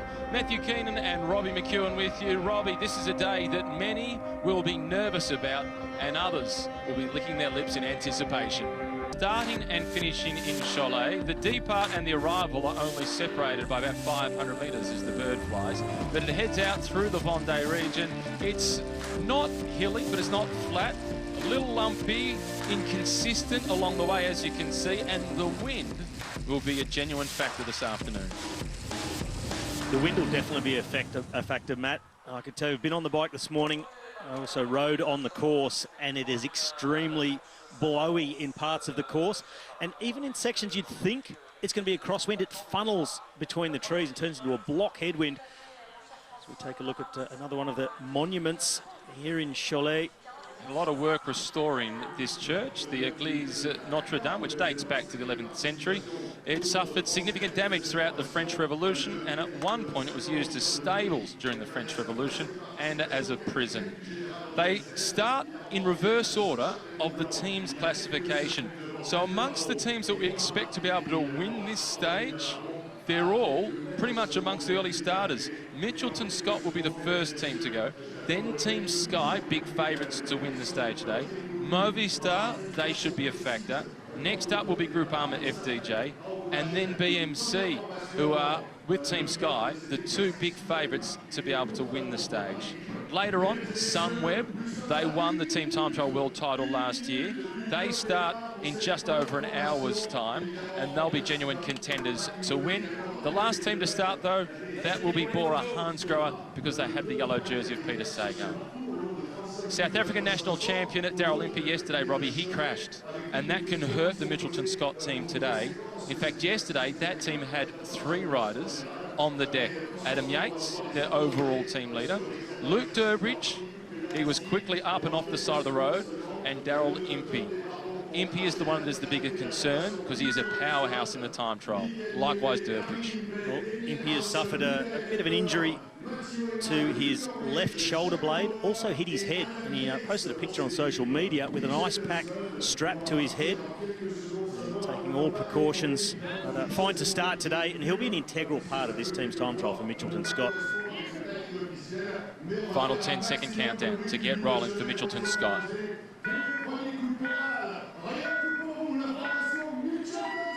Mitchelton Scott, the first team away, and it is Michael Hepburn, who was a debutant at the Tour de France, but he's an experienced man in this discipline. He's a former world champion on the track in the team's pursuit, so he has the responsibility of getting the train rolling. Important job to get the team off the start, get them up to a rhythm. Quite a difficult job to get the pacing just right, let everyone get into that slipstream, line it out, take the first couple of corners, get things underway, and off to a steady start, not overly quick. 35.5 kilometres, it's not one you can really pace yourself into. On the other side of the street, they'll be looking forward to coming back underneath that banner, 1K to go. But as they head out, quickly getting up to a rhythm, and maybe not quite quick enough off the start, judging by how they're just going just outside the slipstream. Time will tell. Let's have a listen to a few people sharing their thoughts before the stage got underway as to who might win.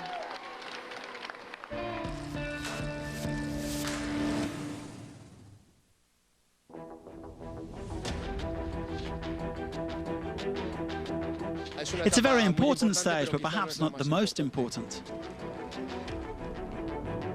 it's not very technical, and it's more than 30 kilometers, so I think some teams will lose almost 2 minutes. My favourite for the stage is BMC. Richie Porte will be trying to recover some of the time that he lost on stage 1.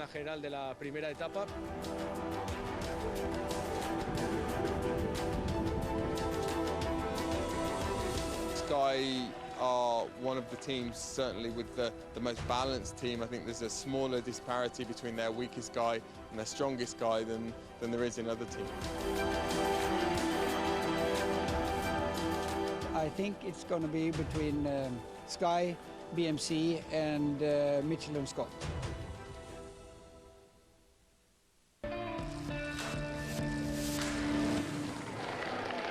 The general consensus seems to be that it is between Sky and BMC as the favourites to win the stage. Don't underestimate Sunweb, who are later starters, and they won this discipline at the World Championships last year. But the point that was made by Daniel Friebe, I think, was a really good one. Team Sky, they're more even. There's smaller gaps between the strongest and the weakest by comparison to even Mitchelton Scott. And that's a really enormous. Is Paddy Bevan, number 82. He'll be important today, Paddy Bevan. He's a very strong time trialist, the Kiwi. This is Warren Barguil. He's got the vest on to try and stay cool whilst he warms up. He won't be looking forward to today. I was just thinking about that 58-tooth chainring, Matt. Lucky Richie Porte's saddle height is just high enough to stop the chainring scraping the backside. You know what I mean, yeah. Well, Warren Barguil won't be too concerned about today. He has already stated that he's not here to ride for a high placing in the race for overall honours. He's targeting, like last year, a stage victory in the mountains. Team Sky, they're right on par with Mitchelton Scott, the first two teams to start. Movistar, the team of Nairo Quintana and Mikel Landa, they'll be the next ones through the checkpoint. Here's an indication of how fast it is at the moment. The aero tuck, and I think that was Kwiatkowski there on that downhill section, so also riding around a 58-tooth chainring, 11 on the back. You're capable of sitting and pedalling at around 80 kilometres an hour on a gear like that. He instead went into the aero tuck because he couldn't keep up with the rhythm, so super quick down that section, tailwind downhill, but what goes down must come up. BMC are on one of those uphill sections, and it's a really up and down course, really quite tough. And like I mentioned before, the time check at 10 kilometres to go is at the top of quite a steep pinch of a hill, and that can really break the rhythm of a lot of teams. Number 88 kilometres per hour. At the moment, just starting to tick up. It was 5 to 6 and back to 5, up as high as 7, back to 6. Really tight at the top, 1.5 kilometres to go, but you would expect that Team Sky will hang on to this advantage all the way through to the finish line. Mitchelton Scott, a very strong finish, but it looks like Sky will be coming in front. It's now Froome who goes to the front. And when they were going to that second checkpoint at 26.5 kilometres, Froome stayed on the front for 1.5 kilometres and towed them up the climb. Now it's Bernal. It was 3.6 seconds the difference between the two teams with 10 kilometres to go. It's now around 5 seconds the difference as they drive towards the line within the final kilometre now. Castro-Vejo, the Spanish champion, is on the front. Let's not forget he was 4th in this discipline, while the individual time trial at the Olympic Games in Rio. 700 metres to go, 45 seconds up their sleeve to get to the line. At these speeds, it looks like they will take first position, but it will be tight. They'll have to sprint. It will be really tight. Sky now bringing it home. This is Kwiatkowski who's on the front. He slides across. It's now the Italian champion, Gianni Moscon. The clock stops on the 4th rider across the line. Froome is off the aero bars, encouraging the rest of them to stick with him. The time of Mitchelton Scott, 38.55. It's ticking down desperately close. Sky, though, with Froome leading them across the line. They will go to the top of the leaderboard, but by just 4.7 seconds. Well, it was Geraint Thomas who did that final pull to the finish line. So Team Sky, they go to the top, and they would have been getting the information on Mitchelton Scott. They'll be hearing the information about that live timing and the difference, knowing they had to push it all the way to the line to go to the top of the table. Team Sky, by less than 5 seconds to Mitchelton Scott, and those two teams look like they are doing very good business compared to some of the other teams who had taken 51 seconds on the leaders of Sky and Mitchelton Scott. Next up, the French team, Direct Energy. They've been in the breakaway on the first two stages. Yesterday, what a celebration it was for that man, Sylvain Chavanel. Today, his 351st stage at the Tour de France. The 6th time. Inside the last 1,500 metres for BMC. On target, they were the quickest at the second checkpoint, 6 seconds faster than Sky, and the predictor is saying 5-4 seconds. Exactly the same as what it was between Sky and Mitchelton Scott. Correct, same scenario, and we saw them hold it all the way to the line. It didn't change much, and BMC, Stefan Kung, he will be putting down the big ones when he can on the run into the line as well. That's Kung now, who is on the front, burying himself. Greg Van Avermaet now hits the front. He knows there's a potential yellow jersey waiting for him in 800 metres time. They've got 50 seconds to get there now. 750 metres to go. Is the Belgian riding himself into the maillot jaune? He's worn yellow before, Greg Van Avermaet, but that decision will be made later on in the stage with still the likes of Quick Step and Bora Hansgrohe to come. But for BMC, most importantly, this is about the final yellow jersey and gaining time for Richie Porte. Mickey Shah now coming through. It's Porte who's in second position. The clock to stop on the 4th rider across the line. The Kiwi, Paddy Bevan in third position. He's done a brilliant job today. Sky, 38.50. That's the time to beat. It is BMC, though, who will go to the top of the leaderboard as they stop the clock in 38.46. Sky, the team to beat. No, sorry, BMC, the team to beat. They've got the better of Sky. Well, the fist bump, Richie Porte with TJ Van Garderen. Fantastic performance by Team BMC. The man on the front, Stefan Kung. What a powerhouse, the Swiss. They've been talking about him as the next Fabian Cancellara for quite a while.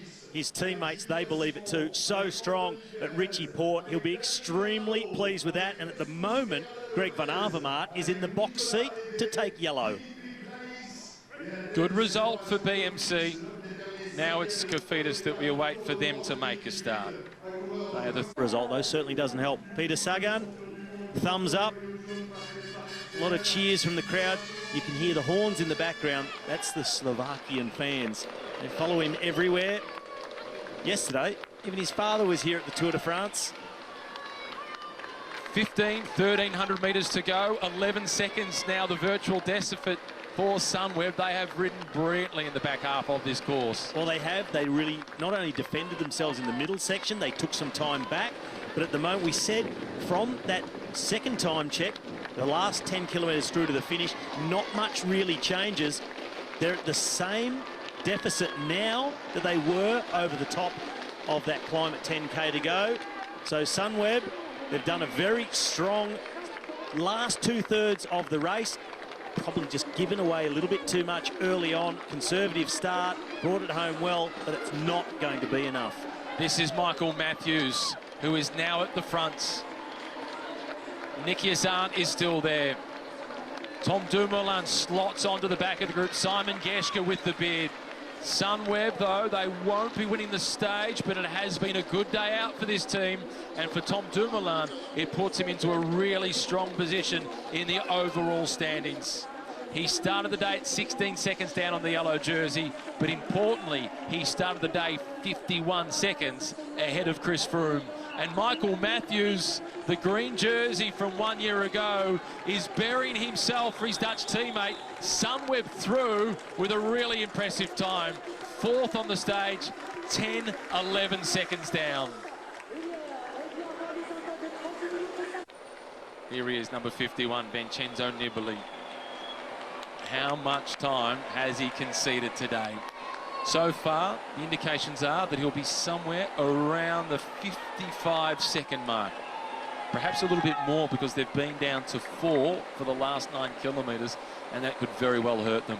It might be more than a minute for Vincenzo today. It's looking like it. 3.5 kilometres to go. And this is the disadvantage of only being with 4 and without having a team of specialists, or at least 3 or 4 really strong time trialists. This is Gaviria. So for the Quick Step team, Fernando Gaviria, well, his hopes of yellow, they're being dashed right now. Well, Gaviria, the sprinter, not a noted time trialist, and in difficulty at that pace. Gaviria being dropped, as well as More 3 riders. others. They are being decimated. Tim de Klerk is another one. Gaviria will come back to him, but at the moment, Quick Step are falling apart at the seams. A complete lack of organisation for Quick Step. There is a big disparity between the strongest and the weakest. They started so quick, just 3 seconds down after 13 kilometres, and then at the front, they're being forced to wait. Those other 2 riders coming back, so they were left with 4. They are now again 6, but this is a huge break in the rhythm. There'll be no yellow for Gaviria and Quick Step. I think this will cost them some serious time in this second section of the course. Back to Bahrain Merida of Vincenzo Nibali. They're on the run to the line. If it's within a minute, Vincenzo would be pleased, given that they've been decimated and down to 4 for the last third of the race. That's Pozzovivo who's at the front. Well, it's not going to be a 0 operation. Vincenzo Nibali had 51 seconds up his sleeve ahead of Chris Froome. It's now swinging back to the advantage of Chris Froome. Vincenzo Nibali, though, he'll be pretty pleased at the end of the day that he hasn't lost too much, and he's still very much in touch with the big favourite of this Tour de France. Burkhardt on the front for Bora Hansgrohe, followed by Peter Sagan in the yellow jersey. Then Daniel Oss, Rafael Majka barking instructions behind him. Sharp left, then a sharp right, and onto the foot of the climb. And just 35 seconds now up their sleeve to get to the checkpoint. We already know they were more than 30 seconds outside. Peter Sagan, now we've seen him suffering, he's going to be the one to set the pace, basically to say, this is what I can handle. If he lets someone else do it, he's likely to be dropped. Not a good look either. Considering Rafael Majka, you can drop the yellow jersey, Peter Sagan, because Majka's objectives are for the overall standings. But Sagan is going to fight to hold on.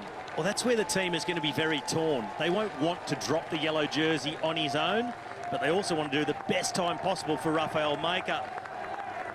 Sagan, he does not want to let go and have to ride in alone and lose the yellow jersey in that fashion. This is Daniel Oss now who's on the front. Marcus Burkhardt is the rider in the distance who's been dropped. Sagan, the head down, he's out of the seat.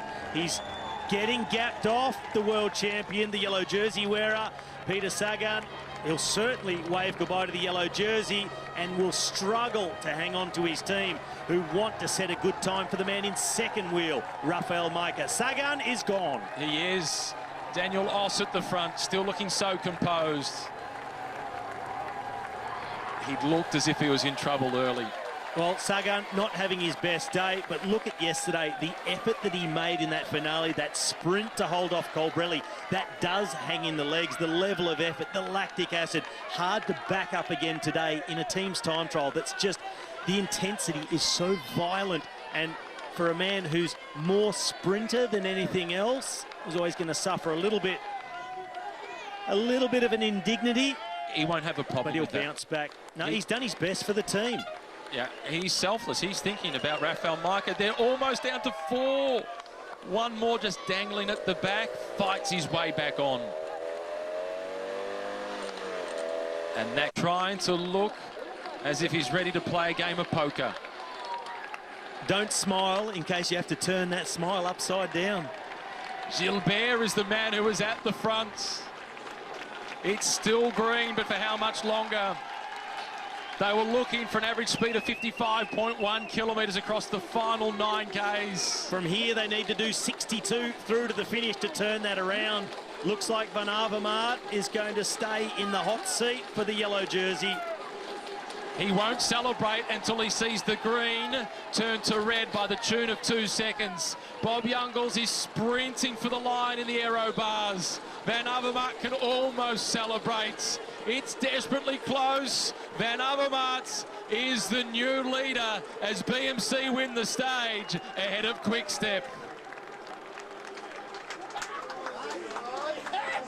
Well, they celebrate now because they know the only team still to come in is that of Bora Hansgrohe. Celebrations, stage win for BMC, yellow jersey for Greg van Avermaet. This is exactly what they came for, and they've put so much time and energy into this stage.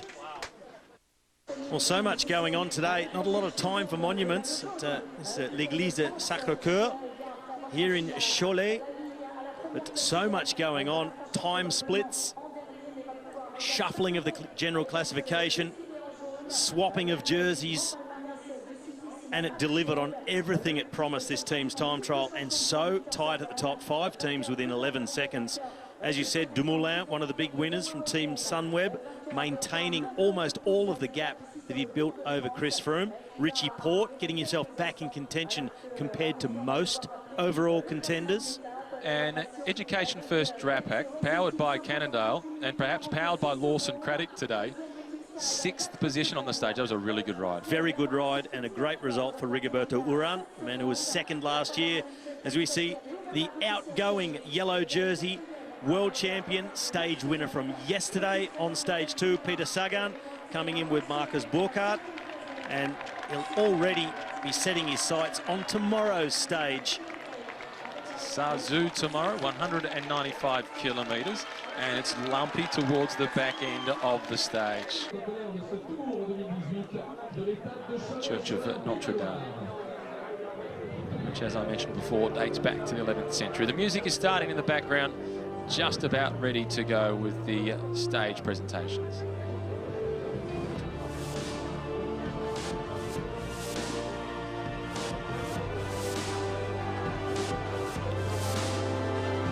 There's a look at the general classification with the favourites for that final yellow jersey. Dumoulin in 7th position overall. It is then Rigoberto Urán, followed by Jakob Fuglsang.